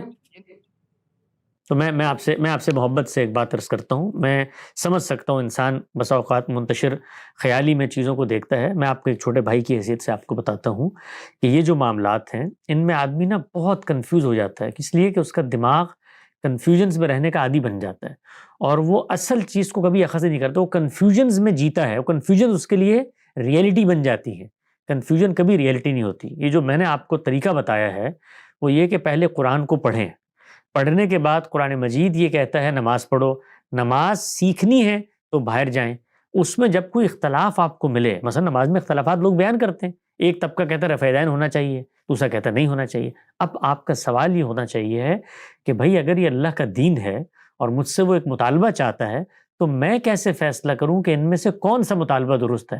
تو پھر میں آپ کو سوال کا جواب دوں گا کہ نماز کے 2 حصے ہیں، ایک لازم حصہ ہے، پوری دنیا میں اس میں سرے سے کوئی اختلاف ہی نہیں پایا جاتا، ایک اس کا وہ حصہ ہے جو اختیاری ہے، اس میں رسول اللہ نے اختیار دیا ہے، کوئی ہاتھ باندھنا چاہتا ہے باندھے، کھولنا چاہتا ہے کھولے، اندر دعا پڑھنا چاہتا ہے پڑھے، فاتحہ لازمی حصہ ہے، قرات ملانا چھوٹی صورت لازمی حصہ ہے، ان صورتوں میں جب امام پڑھ رہا ہو پیچھے کیا کرنا ہے اجتہادی ہے، آپ پڑھنا چاہتے ہیں پڑھ، یہ سب چیزیں یہ تنوع خدا نے رکھا ہے، تو ہم چیزوں کو جس وقت اس طریقے سے جوڑ دیتے ہیں نا کہ اتنا اختلاف ہے، اسکالرز یہ کہتے ہیں، فلاں نے یہ کہہ دیا، فلاں نے یہ کہہ دیا، اے آئی سے یہ ہو گیا، تو کنفیوژنز پہ علم کا جو طریقہ ہے میرے دوست، وہ طریقہ یہ ہوتا ہے کہ آدمی قدم بہ قدم آگے بڑھے اور مسائل کی نشاندہی کرے، ان کو ان کی جگہ پر رکھے، پھر آپ دیکھیں وقت کے ساتھ ساتھ کنفیوژن سالو ہونا شروع ہو جاتی ہیں۔ میری گزشتہ دنوں ایک صاحب سے ملاقات ہوئی، میں صرف بیان واقعہ کے طور پہ یہ بتا رہا ہوں کہ دنیا میں لوگ کیسے جیتے ہیں، تو انہوں نے گفتگو سے پہلے مجھ سے رابطہ کیا، انہوں نے کہا میرے اسلام پر اتنے بڑے اعتراضات ہیں، اتنا کچھ ہے کہ آپ مطلب میں تو ملحد ہو گیا ہوں، یہ ہو گیا ہوں، وہ ہو گیا ہوں، تو میں نے کہا میں حاضر ہوں جی، آپ بتائیے کیا اعتراض ہے آپ کا؟ تو انہوں نے جو گفتگو شروع کی وہ ایک جنگ کے موقع پہ خالد بن ولید کے ایک رد عمل سے، یا ایک ان کا کوئی واقعہ تھا اس سے آغاز کیا، اور انہوں نے کہا دیکھیں اسلام میں یہ ہوتا ہے، یہ دیکھیں فلاں جنگ کے موقع پہ فلاں جگہ یہ ہوا یہ ہوا۔ تو میں نے کہا آپ میرے محترم ہیں، آپ مجھے بتائیے کہ اسلام کس چیز کا نام ہے؟ اسلام ایمان لانے والوں کے کسی اطلاقی معاملے میں عمل درآمد کا نام ہے، یا اسلام پیغمبر کا نام ہے؟ وہ جس چیز کو اسلام قرار دے گا اس کے اوپر میں آپ سے گفتگو کروں گا، تو وہ تو اللہ کی کتاب ہے، اس کی سنت ہے، تو اس میں مجھے آپ بتائیے نا، کوئی اعتراض ہے، کوئی سوال ہے، کوئی تنقید ہے، تو ان کی پوری تنقید صحابہ اکرام کے مشاجرات میں سے ایک صحابی کے کسی عمل کی بنیاد پر پورے اسلام کے اوپر تھی۔ تو یہ کام ہمیں نہیں کرنا چاہیے، جو کام کرنے کا ہے وہ یہ کہ آپ سمجھیں، اور پھر اگلی بات یہ ہے کہ اگر آپ کے اندر اللہ نے یہ صلاحیت کیپیسٹی نہیں دی کہ آپ فہم کے اختلاف کو، انٹرپریٹیشن کے اختلاف کو اپریشیٹ کرنے کا انٹلیکچوئل کیپیسٹی نہیں رکھتے، تو پھر خاموشی کے ساتھ جو سمجھ میں آتا ہے اس پہ عمل درآمد کریں، پھر سوالات نہ اٹھائیں، پھر یہ نہ کہیں میں ایگنوسٹک ہوں، یا میں مثال کے طور پہ مجھے تو اعتراضات ہوتے ہیں سب، یہ کہ پھر تیار رہیں، پھر موقف سمجھیں لوگوں کا، پھر ان کو یہ مارجن دیں کہ اللہ کی کتاب ہوگی تو انٹرپریٹیشن کا فرق ہوگا، یعنی دنیا میں کہاں ہوتا ہے کہ کہیں پر کوئی چیز آئے تو اس میں انٹرپریٹیشن کا فرق نہیں ہوتا. فلسفے میں ہوتا ہے, سائنس میں ہوتا ہے, ادب میں ہوتا ہے, ہر جگہ پہ ہوتا ہے. تو پھر یہ ایک دنیا ہے, اپنے آپ کو پھر اس کے لیے تیار کریں. تو ہم اپنے آپ کو بغیر تیاری کے اس ریس میں اپنے آپ کو جھونک دیتے ہیں جہاں پر بھاگنے کی ہمیں سکت ہی نہیں ہوتی, اور پھر جیسے ہی بھاگتے ہیں سانس پھولتا پریشان ہو کے بیٹھ جاتے ہیں. یہ کام نہ کریں. میں آپ سے درخواست کرتا ہوں, آپ ایک کام کریں, آپ نا کوئی اچھا استاد ڈھونڈیں, ایک آدھ کوئی استاد ڈھونڈیں اور اس کی رہنمائی میں پڑھنا شروع کریں. اس کو بولیں آپ مجھے اسلام پڑھائیں, اور میں اسلام کی پہلے تعلیم کو پڑھنا چاہتا ہوں. ہم نے اپنی ویب سائٹ کے اوپر 3 درجات میں کورس رکھا ہے, اور پہلا درجہ قرآن مجید ہے, رسالت محمد صلی اللہ علیہ وسلم کے وہ ارشادات ہیں جو بنیادی دین کی, پہلے آپ اس کو پڑھیں. پڑھنے کے بعد اس کو وہاں کو سوال ہوتا ہے اس کو رفع کریں. اس کے بعد دین کی تعبیرات, اس قرآن و سنت کو سن کر جو ایک نظام فکر بنا ہے اس میں کیا اختلاف ہوئے اس کو سمجھیں, ان کے دلائل کیا ہیں, اور پھر اس میں سے جس دلیل پر آپ کا اطمینان ہو اس کو آپ اپنا لیں. یہ ایک لمبا سفر ہے, اگر اس سفر میں آپ کو جانے کی خواہش پیدا ہوتی, ورنہ خاموشی سے ایگنوسٹک رہیں یا خاموشی سے مقلد بن جائیں. جس وقت تنقید یا اعتراض کریں گے تو پھر یہ سارے سوالات ہوں گے. جی شکریہ حسن بھائی. محسن بھائی ہم آپ سے اجازت لینا چاہیں گے, بہت شکریہ ہمیں جوائن کرنے کے لیے. نیکسٹ کالر ہیں ہمارے ساتھ یہاں پر بشارت حسین بھائی, وہ اپنا مائک انمیوٹ کر کے سوال کر سکتے ہیں, اور گزارش ہے کہ یہ بھی بتائیے گا کہ آپ کہاں سے بات کر رہے ہیں. السلام علیکم حسن بھائی. وعلیکم السلام. میں بشارت بول رہا ہوں جموں کشمیر انڈیا سے. بہت خوشی ہے, بہت مسرت ہے, پہلی بار الماورد کی کسی لائیو سیشن میں کوشچن پوچھ رہا ہوں. ویلکم جناب. I am teaching in higher education department of this state, and I can tell you sir that we are highly obliged to our Mawrid, to Ustad Muhtaram Ghamdi Sahab, and to the all young minds and there who are doing wonderful work for Islam, for the humanity, and for the revival of this beautiful religion. And believe me sir, the young minds of our generation are they are attracted towards Islam and towards this noble message because of your efforts. May Allah bless you and may you do more wonders with sincerity and may all your efforts be fruitful. So میرا سوال ہے کہ جب ہم قرآن مجید کو پڑھتے ہیں تو بہت جگہ یہ ہم دیکھتے ہیں کہ اللہ تعالیٰ یہود کو کہتا ہے کہ جب تک آپ تورات کی طرف نہیں جائیں گے آپ لوگ کوئی اسپیشل نہیں ہو, آپ لوگوں کو لگتا ہے کہ we are the chosen people, آپ کو واپس تورات کی طرف جانا ہوگا. ہماری معلومات کے مطابق جو پہلی کتاب ہے وہ تورات ہے, اس کے بعد زبور ہے, اور اس کے بعد انجیل ہے, اور اس کے بعد قرآن مجید ہے. تو اللہ تعالیٰ جب عرب پیغمبر صاحب کی کنٹمپریری پیپل کو ایڈریس کر رہا ہے, وہاں یہود بھی ہے, وہاں نصران بھی ہے, اور وہاں باقی عرب کے لوگ بھی ہیں, تو وہ جو لیٹسٹ کتاب ہے اس کی طرح ریفرنس کیوں نہیں دے رہا ہے؟ لائک انجیل ہے جو قرآن سے پہلے آئی ہے, یا قرآن ہے وہ یہود کو بھی کیوں نہیں کہہ رہا ہے کہ آپ انجیل کو پڑھو لیکن قرآن پڑھو؟ کیونکہ اب تو جو دا کارنر سٹون جو ہے, اب جہاں پہ اللہ تعالیٰ اپنی اس دین کو ریویڈڈ میسیج کو اختتام کر رہا ہے وہ تو قرآن ہے.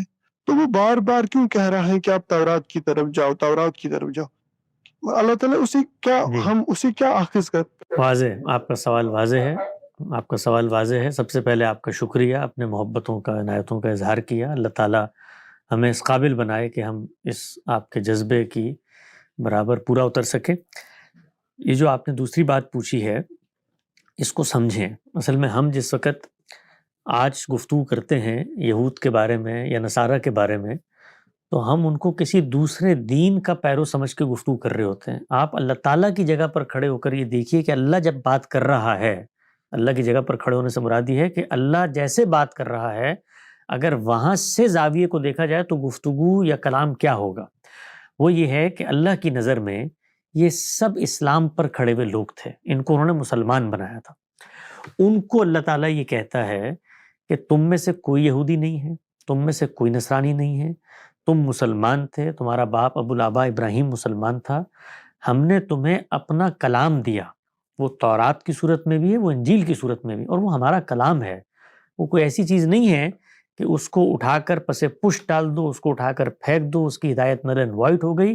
وہ کوئی ایسی چیز نہیں ہے کہ جس کو تم اگنور کر سکتے ہو.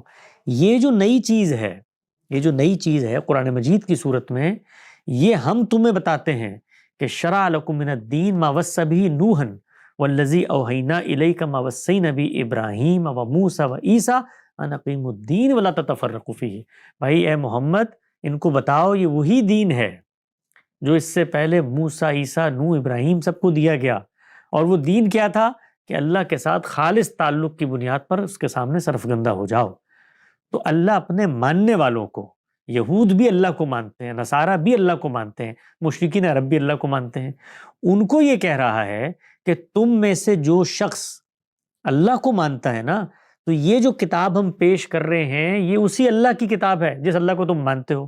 اچھا تم اس کو نہیں مان رہے، اس پر عمل درآمد نہیں کر رہے، تو اس کو مانتے ہو جو تمہاری کتاب ہے، وہ بھی میری کتاب، اس پر تو عمل درآمد کرو. کیوں؟ کیونکہ وہ آج بھی تمہارے لیے ریلیونٹ ہے، اس میں آج بھی خدا کی ہدایت ہے، اس میں آج بھی خدا کا نور ہے. جب تم اس پر عمل درآمد کرو گے تو یہ ہو ہی نہیں سکتا کہ اس کے بعد تم قرآن مجید کی طرف نہ ہو. کیوں؟ کیونکہ وہ کتاب تو یہ کہہ رہی ہے کہ خدا کی یہ تعلیمات ہوتی ہیں. ہر پیغمبر آنے سے پہلے دوسرے کی پیشن گوئی کرتا ہے، ان کتابوں میں اس پیغمبر کی پیشن گوئی موجود ہے. قرآن مجید نقل کر رہا ہے ان کے بارے میں کہ اس کے بعد انہوں نے کہا تھا کہ من بعد اسمہ احمد ہوگا. تو جب تم ان کتابوں کی طرف جاؤ گے تو تمہاری کتاب تمہیں پکار کے کہے گی کہ تم یہودی نہیں ہو، تم نصرانی نہیں ہو، تم مسلمان ہو، تمہارا کوئی نسلی برتری نہیں ہے، پیغمبر کو تمہارے قبیلے میں سے نہیں آنا چاہیے تھا، یہ اللہ کی منتخب قوم ہے، یہ بھی ذریت ابراہیم ہے. وہ کتاب تمہیں بتائے گی کہ تم نے اس کے بعد کیا کرنا ہے. تو چلو تم اس کلام کو نہیں مان رہے، اس کتاب پہ تو جاؤ، وہ کتاب تو پڑھو، اس پر تو قائم ہو جاؤ. تو اس کتاب پر قائم ہونے کے بعد یہ ہو ہی نہیں سکتا کہ وہ قرآن مجید کا انکار کریں، کیونکہ وہ کتاب پر اگر وہ قائم ہو جائیں تو وہ کتاب تو تقاضا یہ کرتی ہے کہ جہاں سے جس پیغمبر سے جب حق ملے گا تم نے اس کو اخذ کرنا ہے. وہ ان کی پیشن گوئیاں کر رہی ہے، وہ ان کو بتا رہی ہے کہ پیغمبری گروہی تعصبات کی بنیاد پہ نہیں دی جاتی، وہ ساری جو ان کی مذہبی بدعات ہیں ان سب کو رفع کر رہی ہے. آپ بائبل کا مطالعہ کریں، جو 3 بڑے انحرافات پیدا کیے ہیں مسیحیت نے. پہلا کیا ہے؟ تثلیث کا، باپ بیٹا روح القدس. دوسرے لوگ پھر کے کہتے ہیں باپ بیٹا اور ان کی جو والدہ ہیں. دوسرا کفارے کا عقیدہ. تیسرا نسخ شریعت کا عقیدہ. یہ 3 عقائد ہیں. یہ تینوں عقائد آپ کسی مسیحی کو، میرے ایک جاننے والے مسیحی ہیں، میں نے ان سے کہا کہ آپ سادہ طالب علم کے ذریعے پر، یعنی یہ جو ہوتی ہے نا کلامی بحثیں، بھی جو پچھلے صاحب ایک بات مجھ سے کر رہے تھے تو وہ بھی سب یہی مکتبہ فکر تشریح. میں نے ان کو کہا سادہ بائبل، میں طالب علم ہوں، مجھے اس سے یہ 3 چیزیں کہیں سے متشرح کر کے دکھاؤ. یہ 3 چیزیں کہ تثلیث کا عقیدہ، نسخ شریعت کا عقیدہ اور کفارے کا عقیدہ، تینوں کی نفی سب سے بڑھ کے خود بائبل کرتی ہے.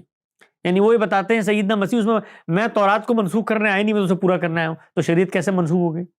وہ بتاتے ہیں عبادت میری نہیں خدا کی ہونی ہے، تو باپ بیٹا روح المقدس ایک کیسے ہو گیا؟ وہ یہ بتاتے ہیں کہ ہر آدمی کو اس کا انجام، اس کا اجر ملے گا، کوئی کسی کا بوجھ نہیں اٹھائے گا. تو انہوں نے جان دے کر کیسے کفارہ ادا کر دیا تمہارے قیامت تک کے گناہوں کا، تو وہ اس کی نفی کر رہی ہے. تو جیسے ہی آپ اس کتاب میں جائیں گے، اس پر ایمان لائیں گے، تو ناگزیر ضرورت ہے آپ کی کہ آپ کو اس کے بعد قرآن مجید کو ماننا پڑے گا.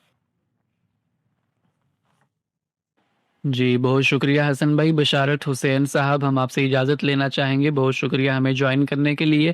نیکسٹ کالر ہمارے ساتھ محمد اکرما بھائی، وہ اپنا مائک انمیوٹ کر کے اور اپنی جگہ کا نام بتا کے حسن بھائی سے سوال کر سکتے ہیں. جی السلام علیکم حسن بھائی، میں پاکستان سے بات کر رہا ہوں. حسن بھائی سب سے پہلے تو آپ کا بہت بہت شکریہ، آپ نے ہمارے استاد محترم جناب جاوید احمد غامدی صاحب کی فکر کو جس لطیف انداز میں ان کے سامنے سوالات کر کے اس کو پریزنٹیشن جو دی ہے اس کے لیے بہت شکریہ. سیکنڈ نمبر پہ آج جو آپ کی سٹریم ہے اسی کی مناسبت سے سوال ہے. سوال میرا یہ ہے کہ بعض متشککین اور ملحدین کی جانب سے سورہ ملک کی آیت کے اوپر سوال کیا جاتا ہے، اعوذ باللہ من الشیطان الرجیم، بسم اللہ الرحمن الرحیم، وَلَقَدْ زَيَّنَّا السَّمَاءَ الدُّنْيَا بِمَصَابِيحَ وَجَعَلْنَاهَا رُجُومًا لِلشَّيَاطِينِ. یعنی کہ اللہ تعالیٰ کہنا چاہ رہے ہیں کہ ہم نے آسمان دنیا کو مزین کیا ہوا ہے کس سے؟ کمکموں سے. دوسری جگہ پہ بزینت الکواکب کا ذکر ہے، اور ہم جانتے ہیں کہ آسمان دنیا مزین ہوا ہے ستاروں کے ساتھ. لیکن آگے اگلا جو لفظ ہے وہ ہے وَجَعَلْنَاهَا رُجُومًا لِلشَّيَاطِينِ، ہم نے ان کو رجوم بنایا ہے شیطانوں کے لیے. یہاں پہ تمام ہمارے مترجمین بھی اور مفسرین بھی سارے یہ کہتے ہیں شہاب ثاقب مارا جاتا ہے، لیکن زینت ستاروں کو بنایا گیا ہے اور انہی کے بارے میں کہا گیا ہے کہ یہ مارے جاتے ہیں. تو ان کا بہت بڑا اعتراض ہے کہ یہ قرآن نے شاید کنفیوز کر دیا ہے ستاروں کو اور شہاب ثاقب کو. کائنڈلی اس پہ تھوڑی سی وضاحت کر دیجیے گا. بہت شکریہ. دیکھیے یہ چیز کہ اللہ تعالیٰ نے اس آسمان کو مزین کر دیا ہے، اور مزین کرنے کے بعد یہاں پر ایک اور نظام چل رہا ہے، یعنی انہی تزئین کی چیزوں میں سے کسی پہلو کو اللہ ایک اور مقصد کے لیے بھی استعمال کرتا ہے. جیسے ابھی گزشتہ گفتگو میں بھی زیر بحث آیا کہ اللہ تعالیٰ مثال کے طور پر جس وقت کلام نازل ہو رہا تھا اور شیاطین جن جب اس کو چکنے کی کوشش کرتے تھے تو ان کو شہاب ثاقب کے ذریعے ان کی پٹائی کی جاتی تھی، اس کو وہ استعمال کرتے ہیں. اب شہاب ثاقب کیا ہے؟ شہاب ثاقب کیا جن چیزوں سے مزین کیا گیا ہے انہی کے ریزیڈو ہیں، انہی کے حصے ہیں؟ اس کے بارے میں میرے اور آپ کے پاس کوئی قطعی علم نہیں ہے. اس وقت بھی دنیا جو ہے وہ شہاب ثاقب کے بارے میں تحقیقات کرتی رہتی ہے. کبھی اس کو کوئی ٹکڑا مل جاتا ہے، وہ یہ کہتا ہے یہ کوئی ٹوٹا ہوا ستارہ تھا جس کے ریزیڈو ہیں جو کائنات میں ہزاروں نہیں لاکھوں اور کروڑوں کی تعداد میں پھیلے ہوئے ہیں، اور وہ کسی موقع پر آ کر زمین پہ بھی گر جاتے ہیں. تو اس طرح کی جو چیزیں ہیں ان کی حقیقی تعین وہ ہمارے بس میں نہیں ہے. یہ اللہ تعالیٰ نے اپنے حوالے سے بتایا ہے کہ میں جب چیزوں کا اہتمام کرتا ہوں تو اس میں یہ اہتمام بھی شامل ہوتا ہے، اور اس اہتمام میں مجھے جو بات بتائی گئی ہے وہ اتنی ہے جتنی الفاظ سے متشرح ہو رہی ہے. اس سے آگے یہ عمل کیسے ہوتا ہے، کیوں ہوتا ہے، انہی ستاروں کو توڑا جاتا ہے، ان کے علاوہ کوئی مٹیریل ہے جو پہلے سے موجود ہے، اس کی چونکہ کوئی تفصیل مجھے نہیں دی گئی، تو میں اصل میں جب کوئی اعتراض کرتا ہے تو اس سے پہلا سوال یہ کرتا ہوں کہ کیا آپ خالق کو مانتے ہیں؟ اگر خالق کو نہیں مانتے تو پہلے اس پہ گفتگو کر لیں کہ خالق ہونا چاہیے، پیغمبر نے اس کا تعارف کرایا، وہی خالق ہے. اگر خالق کو مان لیا تو یہ اس کی قدرت ہے، وہ اس قدرت سے بارش برسا کر زمین کے اندر کو حرکت کرتا ہو، اس پر وہ قادر ہے. وہ شیاطین جن کو مارنے کے لیے شہاب ثاقب کو اپناتا ہو، اس پر وہ قادر ہے. تو اس پر مجھے اعتراض کرنے کا حق تب ہو کہ جب میرے پاس کوئی متبادل علمی دلیل موجود ہو. تو کوئی متبادل علمی دلیل اگر موجود ہے تو پھر میں اس پہ غور و فکر کروں گا. نہیں بھئی یہ شہاب ثاقب تو دنیا کے اندر جو ہیں پائی نہیں جاتے، اللہ تعالیٰ نے دعویٰ کیا خلاف حقیقت ہے، اس سے وہ شیاطین کو نشانہ بناتا ہے. یہ میرے لیے مرئی چیز نہیں ہے جس کا میں تجربے اور مشاہدے سے انکار یا تصدیق کر سکوں. تو ایک ہی چیز ہے میرے پاس، خدا کا بیان. تو بیان کو میں تب جھٹلاؤں جب میں اس کو خالق نہ مانوں. تو مجھے اس طرح کی چیزوں پہ کوئی تردد پیدا نہیں ہوتا. جی بہت شکریہ حسن بھائی، کرما بھائی بہت شکریہ ہمیں جوائن کرنے کے لیے. نیکسٹ کالر ہمارے ساتھ ریزن اینڈ ریلیجن کے نام سے ایک بھائی، وہ اپنا مائک انمیوٹ کر کے اور نام اور جگہ بتا کر سوال کر سکتے ہیں. السلام علیکم حسن بھائی اور ابرار بھائی، میں علی بات کر رہا ہوں پاکستان سے. وعلیکم السلام. تو میرا کوشچن تھا، ابھی حسن بھائی نے بھی بات کی، حسن الیاس بھائی نے، کہ جو ریلیجن ہے اس کا بیسک جو کیا تو وہ پریمس ہے وہ ہے ایگزسٹنس آف گاڈ، یعنی خدا کا وجود ثابت ہو جاتا ہے تو ریلیجن کی بیس سیٹ ہو جاتی ہے. اس کے بعد والے جو اعتراضات ہیں ظاہر ہے وہ اتنی جگہ نہیں رکھتے جتنا کہ خدا کے وجود رکھتا ہے. سوال یہ ہے کہ خدا کے وجود کو ثابت کرنے کے لیے سب سے بہترین دلیل آپ لوگوں کی نظر میں کیا ہے اور کیوں ہے؟ دوسری بات یہ کہ جب ہم یہ کائنات کا مطالعہ کرتے ہیں تو میں کنورسیشن سن رہا تھا ایک سائنٹسٹ کی، اور اس پہ کئی سارے کیا تو کاسمولوجسٹ کی جس پہ کئی ایک پورا پینل بیٹھا ہوا تھا. انہوں نے کہا کہ اگر خدا نے وجود کیا تو کائنات خلق کیا ہوتا، اگر خدا نے کیا تو کائنات کو خلق کیا ہوا تھا تو جو انٹروپی تھی جس پر کیا تو زندگی کا انحصار ہے، جو ڈس آرڈر تھا یا وہ 0.9 چاہیے ہوتا ہے زندگی کے وجود کے لیے، 0.999. اور یہ لیکن جو ہم انٹروپی آبزرو کرتے ہیں وہ بہت زیادہ کیا تو کم ہے، 0.00001. تو اگر خدا نے خلق کیا ہوتا تو وہ بے مقصد تو کوئی چیز نہ بنا تھا نا. تو بے مقصد بننا، کسی ایسی چیز کا وجود رکھنا، وہ بذات خود دلیل ہے کہ یہ خدا کے وجود کیا تو یہ خدا کی نفی کی دلیل ہے، کیونکہ یہ تو کیا تو کوئی بے مقصد چیز ہے بالکل، جس کا فائدہ ہی نہیں ہے کیا تو کائنات میں، نہ اس کا کائنات سے کوئی تعلق ہے اور نہ ہی اس کا انسان کی زندگی سے تعلق ہے. اس کا جواب. جی، خدا پر ایمان کے دلائل کیا ہیں؟ اس کو غامدی صاحب نے حال ہی میں ایک مضمون لکھا ہے خدا پر ایمان کے حوالے سے. وہاں پر 1.5-2-3 صفحے کا مضمون ہے، اس کی آڈیوز بھی موجود ہیں، اس کو آپ سن سکتے ہیں. یہاں موقع نہیں ہے کہ ان تمام دلائل کا میں شروع سے استقصاء کروں. خلاصہ ایک بتا دیتا ہوں صرف آپ کے علم میں ابتدائی کیوریوسٹی پیدا کرنے کے لیے، کہ خدا کے حوالے سے میری بحث کائنات سے نہیں شروع ہوتی، اس لیے کہ کائنات عدم سے ہے یا وجود میں آئی، یہ میرے لیے کوئی مشاہدے کی چیز نہیں ہے. میری بحث شروع ہوتی ہے میرے وجود سے، اور میرا جو وجود ہے اس کے بارے میں خود مشاہدہ کرتا ہوں کہ یہ بنایا گیا ہے، میں مخلوق ہوں. کیوں مشاہدہ کرتا ہوں؟ اس لیے کہ خلقت کا عمل خود میرے ذریعے سے ہو رہا ہوتا ہے. میں کھانا کھاتا ہوں، آٹا گیہوں دال چاول، اس سے ایک نطفہ بنتا ہے، وہاں بیضہ بنتا ہے، اختلاط ہوتا ہے، اور اس اختلاط کے مراحل کو میں دیکھ لیتا ہوں کہ اس طریقے سے ایک ذرہ ہوتا ہے، اس کے بعد اس پر وہ لوتھڑا بنتا ہے، اس کے بعد ہڈی بنتی ہے، اس پہ گوشت چڑھتا ہے، اس کے بعد آنکھیں بنتی ہیں، اس کے بعد جیتی جاتی شخصیت بن کے باہر آ جاتا ہے، اور پھر اس کے بعد فلسفے بگاڑ کے افلاطون ارسطو بن جاتا ہے. یہ میرا مشاہدہ ہے. تو میں اپنے آپ پر غور کرتا ہوں تو یہ وجودی حقیقت ہے، ایگزسٹینشل ایویڈنس ہے کہ میں بنایا گیا ہوں، کیونکہ میں خود بنا رہا ہوتا ہوں، روز بن رہا ہوں میں. تو کائنات سے گفتگو کا آغاز نہیں ہوتا. کائنات کو میں نے نہیں دیکھا وہ کیسے بنی، میں نے اپنے آپ کو دیکھا ہے، کیونکہ میں خود بنا رہا ہوں، میں بن رہا ہوں روز. تو اگر میں بن رہا ہوں تو میں مخلوق ہوں، تو مخلوق کا خالق ہونا چاہیے ہے. یہ وجوب عقلی کا بیان ہے، یعنی یہ ناگزیر عقلی تقاضا ہے جو پیدا ہوتا ہے.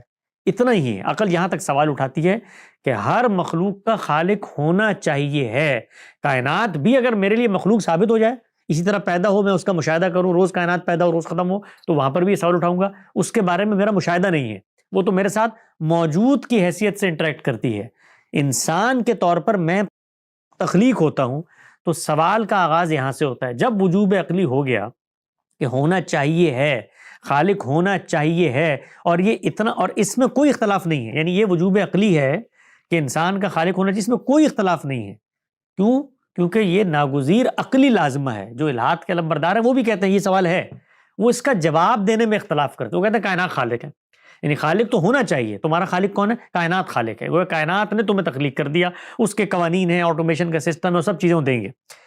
ہم کیا کہتے ہیں اس کے بعد؟ ہم یہ کہتے ہیں کہ جب یہ سوال پیدا ہو گیا تو اس سوال کا جواب روئے زمین پر خدا کے کچھ فرستادہ منتخب پیغمبروں نے دیا ہے، اور وہ جواب انہوں نے کلام کی صورت میں دیا ہے. اب جو کچھ مجھے اس خدا کو پرکھنے کے لیے، خالق کے اس کلام کو پرکھنے کے لیے، اس بندے کو پرکھنے کے لیے کرنا ہے، وہ سب کچھ اس کلام کے ساتھ کرنا پڑے گا. آؤ کلام کو پڑھتے ہیں. پہلے تو یہ ثابت کرنا پڑے گا کہ یہ بندے کا کلام نہیں ہے، یہ خالق کا کلام ہے. اس کے لیے اس میں نشو و ارتقا دکھانا پڑے گا جیسے بندوں میں ہوتا ہے. وہ ٹرائل اور ایرر سے گزر کے علم تشکیل دیتے ہیں. اس میں باہمی تضادات دکھانے پڑیں گے جو بندوں کے یہاں ہوتے ہیں، کیونکہ میں خود علم تشکیل دے رہا ہوتا ہوں. میرے یہاں فلسفے بن رہے ہوتے ہیں، میں علم سیکھتا ہوں، اس کو بیان کرتا ہوں. ٹرائل اور ایرر ہوتا ہے روئے زمین پر. میری تاریخ، میرا وجدان، میرا مشاہدہ مجھے بتا رہا ہے. کبھی آج تک ایسا ہوا نہیں کہ ایک شخص ماں کے پیٹ سے نکلے اور نکلنے کے بعد کوئی ایسی تھیوری پیش کر دے جس کو دنیا میں کبھی غلطی کا امکان. وہ زبان سیکھے گا، غلطی کرے گا، فہم و ادراک کے مراحل سے گزرے گا. ٹرائل علم ایسے وجود میں آتا ہے. تو کیا یہ انسانی علم ہے؟ اس کو میں دیکھتا ہوں، اطمینان کرتا ہوں. اس پر گاندھی صاحب نے بڑی تفصیلی گفتگو کی اس آرٹیکل میں، اور سوالات بتائیں، کرائیٹیریا بتایا ہے کہ کیسے پرکھ کے میں یہ فیصلہ کرتا ہوں کہ انسانی کلام نہیں ہے، ہو نہیں سکتا. تو پھر یہ خالق کا کلام ہے. اب خالق کے بارے میں جانتا ہوں کہ خالق دنیا کے بارے میں کیا کہتا ہے. تو وہ یہ بتاتا ہے کہ جو کچھ تمہیں نظر آ رہا ہے یہ ابس ہے ہی نہیں. وہ یہ بتاتا ہے کہ جس کو تم پرابلم آف ایول کہہ رہے ہو وہ ایول ہے ہی نہیں، وہ تمہارا امتحان ہے، یہ جنت کا را مٹیریل ہے، یہ اس لیے بنایا گیا ہے. تو وہ سارے سوالات جو خالق کو ورلڈ ویو سے نکال کر لوگ پیدا کرتے ہیں، وہ ہم جب خالق کو اس کے اندر لے آتے ہیں تو خالق اس کے جوابات دیتا ہے. تو ان جوابات پر ہماری تسلی ہوتی ہے. جی بہت شکریہ حسن بھائی. علی بھائی اگر آپ کا کچھ کوشچن ہے تو آپ پوچھ سکتے ہیں، ورنہ ہم آپ سے اجازت لینا چاہیں گے. جی اجازت تو میں داخل. جی پلیز گو اہیڈ. دوسرا سوال حسن بھائی کو ایڈریس کرتے ہیں. وہ یہ کہتے ہیں، کیا تو میں نے ابھی آپ نے ذکر کیا کہ کیا تو جو کائنات کو کیا تھا اور زندگی کے وجود کے لیے جو انٹروپی چاہیے تھی وہ 0.999 تھی، لیکن جو ہم کیا تو آبزرو کرتے ہیں بلکہ جو مفاہدے سے پتہ چلی وہ ہے 0.00001، جو کہ بہت زیادہ کم ہے بنسبت کہاں کی بات کر رہے ہیں آپ؟ یہ کہاں کی بات کر رہے ہیں؟ یہ کہاں کی بات کر رہے ہیں؟ یہ انٹروپی آف دا یونیورس کی بات کر رہے ہیں، ڈس آرڈر جو ہم فزکس میں پڑھتے ہیں. کچھ آواز کو مسئلہ ہو گیا. انٹروپی کہتے ہیں ڈس آرڈر کو، یعنی یونیورس میں کتنا زیادہ ڈس آرڈر ہے. یہ تو دنیا سے باہر کی بات کر رہے ہیں، دنیا سے باہر کی بات کر رہے ہیں کہ وہاں پر زندگی کا امکان نہیں ہے. جی پوری یونیورس کی بات کر رہا ہوں، انٹروپی کا کائنات کی بات کر رہے ہیں نا، کائنات کی بات کر رہے ہیں. جی بالکل. جو کیا تو کائنات میں جو انٹروپی چاہیے تھی زندگی کے وجود کے لیے، جس طرح کہ ہم زندگی کی بات، یہ اسی کا جواب دیا نا میں نے آپ کو. اسی کا تو میں نے آپ کو جواب دیا کہ اس کا جواب آپ خالق سے لینا چاہتے ہیں، اپنی عقل سے لینا چاہتے ہیں. عقل سے لیں تو ابس ہے، کیوں بنایا؟ بے فائدہ بن گئی. خالق کیا کہتا ہے؟ مقصد سے بنایا. یہ را مٹیریل ہے جنت کا. اس سب کو یوم تبدل الارض غیر الارض والسماوات، اس سب کو تبدیل کر دیں گے. یہ سب تمہاری کائناتیں، دنیایں ہیں، تمہیں دکھا رہے ہیں ہم. یہ جو تمہیں ڈارک میٹر میں اور یہ تمہیں جیمز ویب کی ٹیلیسکوپ میں یہ کائناتوں کی وسعت نظر آ رہی ہے، یہ ہم دکھا رہے ہیں کہ اتنی وسعت ہے کائنات میں. تم اتنی سی دنیا میں بیٹھ کے کہتے ہو کہ جی اس دنیا، اس کی خلقت، اس کے مظاہر، اس کے مقاصد یہ جانتے ہو تم؟ اس سب کو ہم تبدیل کر دیں گے. یوم تبدل الارض غیر الارض والسماوات، ان سب کو تبدیل کر. یہ جنت ہے، یہ جو سب نظر آ رہا ہے یہ جنتیں ہیں ہماری. یہ خالق کا بیان ہے. اب اس بیان کی آپ نفی کریں تو نفی کرنے کے لیے سب سے پہلے خالق کی نفی کرنی پڑے گی. خالق کی نفی کرنے کے لیے خالق کا جو تعارف کرا رہا ہے اس کی نفی کرنی پڑے گی. تعارف وہ جس کلام سے کرا رہا ہے اس کی نفی کرنی پڑے گی. سب سے پہلے ثابت کرنا پڑے گا وہ کلام انسان کا ہے. تو گفتگو پھر وہیں سے ہوگی جہاں سے میں نے آغاز کی. جی شکریہ. جی جزاک اللہ ہمیں جوائن کرنے کے لیے. نیکسٹ کالر ہمارے ساتھ سید محسن گیلانی صاحب. وہ اپنا مائک انمیوٹ کر کے اور اپنی جگہ کا نام بتا کے حسن بھائی سے سوال کر سکتے ہیں. السلام علیکم ورحمۃ اللہ وبرکاتہ. ابرار بھائی اور حسن الیاس بھائی. وعلیکم السلام. اچھا، پہلے تو میں آپ کا بہت بہت شکر گزار ہوں کہ ہمارے پاس بر صغیر میں چند علماء ہیں جن سے جو ہے ہم اس طرح استفادہ حاصل کر سکتے ہیں کسی بھی معاملے میں دین کے. تو اس میں جو ہے وہ کچھ ان میں سے ایک آپ ہیں، اور دوسری کچھ جو ہے وہ ہمارے اوپر جو اس طرح کی چیزیں ہو صرف کسی ایسے یعنی کہ ہم اس میں جو کچھ اس طرح کے سوالات ہوتے ہیں جو آج کل کے معاشرے میں جو ہے وہ اٹھانے جو ہے وہ اس چیز کو بہت ہی معیوب سمجھا جاتا ہے، اور اس پہ جو ہے وہ ڈائریکٹلی فتاوی جات دے دیے جاتے ہیں کہ یہ جو ہے وہ دین کا گستاخ ہے یا نبی کا گستاخ ہے یا صحابہ کرام کا گستاخ ہے. تو ان چیزوں پہ جو ہے وہ کلیئرٹی ملنا بہت مشکل ہو جاتی ہے اس طرح کے زمانے میں. تو اس معاملے میں میں آپ کو بہت شکر گزار ہوں کہ آپ ان چند علماء میں سے ہیں کہ جو دین کے معاملے میں ہر قسم کی رہنمائی جو ہے وہ بلا تفریق جو ہے وہ آپ پیش کرتے ہیں. بہت عنایت، شکریہ. دعا کیا کریں ہمارے لیے. میرا سوال جو ہے وہ دو الفاظ کے اوپر ہے جو کہ دین کے بارے میں ہے. ایک ہے معصوم اور ایک ہے محفوظ. یعنی کہ جو دین کی نمایاں شخصیات ہیں جس طرح انبیاء ہو گئے اور صحابہ کرام ہو گئے، ان کے بارے میں جو ہے وہ دو الفاظ بیان کیے جاتے ہیں کہ ایک معصوم ہے اور ایک محفوظ ہے. تو آیا یہ دو الفاظ نکالے گئے ہیں، ان کے بارے میں کوئی اصل ملتی ہے قرآن پاک میں، یا ان کی آپ یعنی کہ کیا تشریح کریں گے کہ معصوم کا مطلب کیا ہے اور محفوظ کا مطلب کیا ہے؟ اس کو ہم کس زمرے میں لیں گے؟ جی، غامدی صاحب نے اپنی کتاب میزان میں جہاں پر پیغمبر کا تعارف کرایا ہے، وہاں پیغمبر کی عصمت کے عنوان سے اس چیز کو بھی واضح کیا ہے کہ ایسا نہیں ہے کہ روئے زمین پر پیغمبر کوئی غلطی نہیں کرتے. نہیں، ان کی جو یہ عصمت ہوتی ہے اس کو اللہ تعالیٰ ایک امان دیتے ہیں، یہ حفاظت میں ہوتی ہے. اور وہ لوگ جس وقت کسی چیز کا ارتکاب کرتے ہیں تو وہ جانب حق میں اجتہادی غلطی ہو جاتی ہے ان سے، اور اس غلطی پہ ان کو قائم بھی نہیں رہنے دیا جاتا. مثال کے طور پر سیدنا آدم کی مثال ہے. تو سیدنا آدم علیہ السلام کو شیطان نے بہکایا، اور بہکانے کے لیے اس نے دو دلائل دیے. وہ انہی کی بیوی تھی سیدنا حوا، اور انہی کے رشتہ ازدواج میں تھی، ان کے ساتھ تعلق رکھنا جائز تھا. ایک وقت اور ایک مدت کے لیے اللہ نے ان کو پابند کر دیا کہ آپ نے کام نہیں کرتا. جیسے آج کل رمضان میں ہم دیکھتے ہیں کہ روزے میں اس کی پابندی لگ جاتی ہے. تو شیطان نے آ کے ورغلایا. ورغلانے کے بعد، اور ورغلایا کیونکہ بھئی تمہاری نسل آگے بڑھے گی تم اگر یہ کام کرتے ہو، تو ان سے ایک خطا ہو گئی. تو خطا ہونے کے بعد وہ فوراً سے لوٹے، انہوں نے رجوع کیا، انابت کیا، اور ان کو اس خطا پر قائم نہیں رہنے دیا گیا. تو یہ ہے پیغمبر کی عصمت کا مطلب. اس کا یہ ہرگز مطلب نہیں ہے کہ پیغمبر کبھی زمین پہ غلطی نہیں کرتے، غلطی ان سے ہو جاتی ہے، ان کو غلطی پہ قائم نہیں رہنے دیا جاتا. یہ بات ہے اس کی. جہاں تک صحابہ کی بات ہے، ان کے بارے میں کبھی نہ دین نے یہ دعویٰ کیا ہے نہ قرآن مجید میں ہے.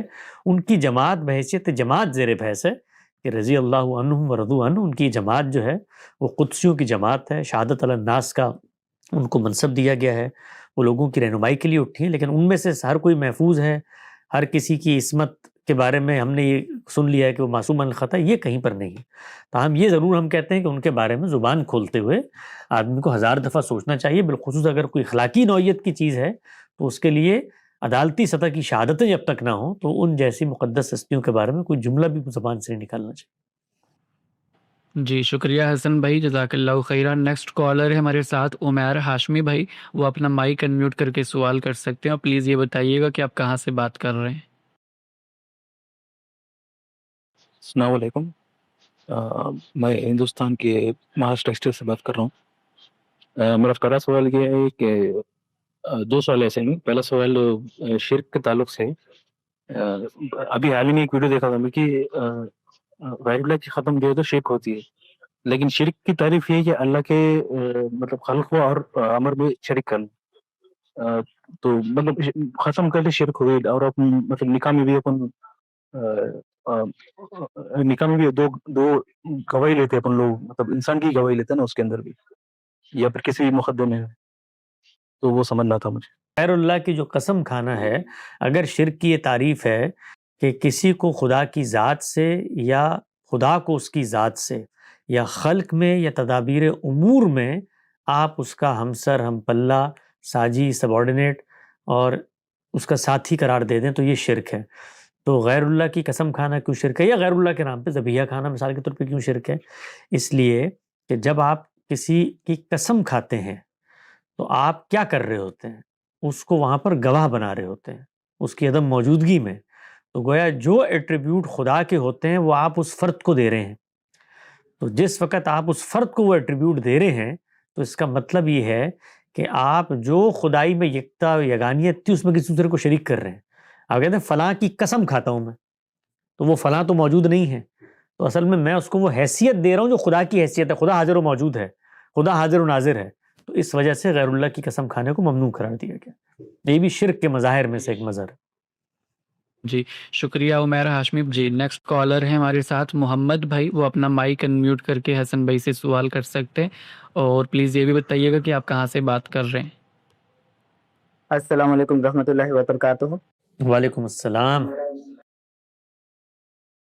جی میں انڈیا سے ہوں، اور میرا ایک مطلب کہ تھوڑا کنفیوژن ہے، سوال بھی نہیں کہہ سکتے اسے، لیکن یہ دراصل بات یہ ہے کہ ایکچولی میں میرا ایک دوست ہے، اور اس نے مجھے ایک مطلب کہ اسٹوری سنائی، اور جب میں نے وہ پوری اسٹوری سنی اس کے بعد میں نے یہ کہا کہ اس کے اندر زیادہ جو مطلب چھوڑ دیجیے، وہ اسٹوری آپ کو پتہ ہی چل جائے گی کیا ہے جو میں کہوں گا۔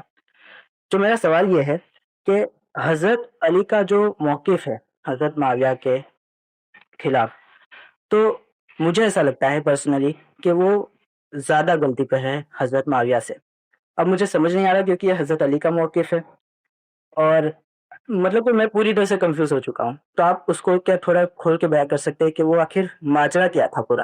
جی ہم نے اس پر سیریز کی ہے، سیدنا امیر معاویہ اور سیدنا علی کے اختلاف کی نوعیت کیا ہے۔ آپ یوٹیوب پہ جائیں، ہمارے غامدی سینٹر کے چینل پہ اس کی پلے لسٹ میں جائیں، وہاں پر ایک تفصیلی سیریز ہے جس میں ہم نے دونوں کا مواقف کا توازنہ کیا ہے اور یہ بتایا ہے کہ دونوں کہتے کیا تھے۔ اس کو سننے کے بعد کوئی سوال ہو تو پھر انشاءاللہ تشریف لیں۔ وہ سیکر ہیں، وہ اپنا سوال کر سکتے ہیں اپنا نام اور پتہ بتا کر۔ السلام علیکم، میں انڈیا سے ہوں۔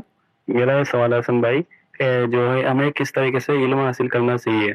اب جیسے ہم جو علم حاصل کرتے ہیں، جیسے بہت سے نوجوان ہوتے ہیں تو وہ کیا ایتھیسٹ لوگوں کو سنتے ہیں تو وہ کیا تجب میں مبتلا ہو جاتے ہیں، تو عام بندوں کو کس طریقے سے علم حاصل کرنا چاہیے؟ کیا منہج علم حاصل کرنے کا بھی بتائیے۔ جی بنیادی چیزیں ہیں، کئی دفعہ یہاں زیر بحث آئی ہماری گزشتہ نشستوں میں بھی۔ ایک عام آدمی کے لیے یہ لازم ہے کہ وہ قرآن مجید کو کم سے کم پورا پڑھے، اور قرآن مجید اصلاً سننے کی کتاب ہے، تو بہت لوگوں نے اس کو پڑھ دیا ہے، اس کو سننے کا اہتمام کریں، ایک ترتیب بنائیں کہ ہفتے میں آدھا گھنٹہ آپ اللہ کی کتاب کو سنیں گے۔ وہ آپ کو جو دنیا میں آپ کے ساتھ شیطان معاملات کرتا ہے اس میں پابرجا قائم رہنے کے لیے، خدا کی یاد دہانی کو قائم رکھنے کے لیے، وہ آپ کے لیے ایک بہت نمایاں کردار ادا کرے۔ اس کے بعد اللہ کی شریعت پر عمل درآمد ہے، تو وہ عمل درآمد بہت آسان ہے، اس میں چند اخلاقی چیزیں ہیں اور کچھ عبادتی امور ہیں۔ آپ اگر استطاعت رکھتے ہیں زندگی میں ایک دفعہ حج کریں، رمضان میں روزے رکھیں، مال دیا تو اللہ کے حکم کے مطابق زکوٰۃ دیں، اور 5 وقت نماز ادا کریں۔ یہ بنیادی چیزیں ہیں۔ کھانے پینے میں کچھ احتیاطیں ہیں طیب خبیث کی، ان کا آپ نے دھیان رکھنا ہے۔ جنسی معاملات میں کچھ احتیاطیں ہیں، ان کا آپ نے دھیان رکھنا ہے۔ تو ہمارا دین بہت سادہ ہے، بہت فطری ہے، بہت سادہ ہے۔ ایک عام آدمی جو روزی روٹی کماتا ہے، مزدوری کرتا ہے، کوئی تعلیم حاصل کر رہا ہے، اس سے دین کے کوئی بڑے تقاضے نہیں ہیں کہ وہ نکلے، جماعت بنائے، اقامت، وہ بنیادی تقاضے ہیں اور اس کی ذات کی حد تک ہیں، تو اس کو بہت آسانی سے وہ سمجھ سکتا ہے، قرآن کا ترجمہ سنتا چلا جائے اور دین پر عمل درآمد کرتا چلا جائے۔ جی شکریہ حسن بھائی، جزاک اللہ خیرہ ہمیں وقت دینے کے لیے۔ ہم یہیں پر اپنے پروگرام کو ختم کرتے ہیں۔ دیکھنے والے تمام بھائیوں کا بھی بہت شکریہ، جزاک اللہ خیرہ۔ اللہ حافظ، السلام علیکم ورحمۃ اللہ۔ السلام علیکم۔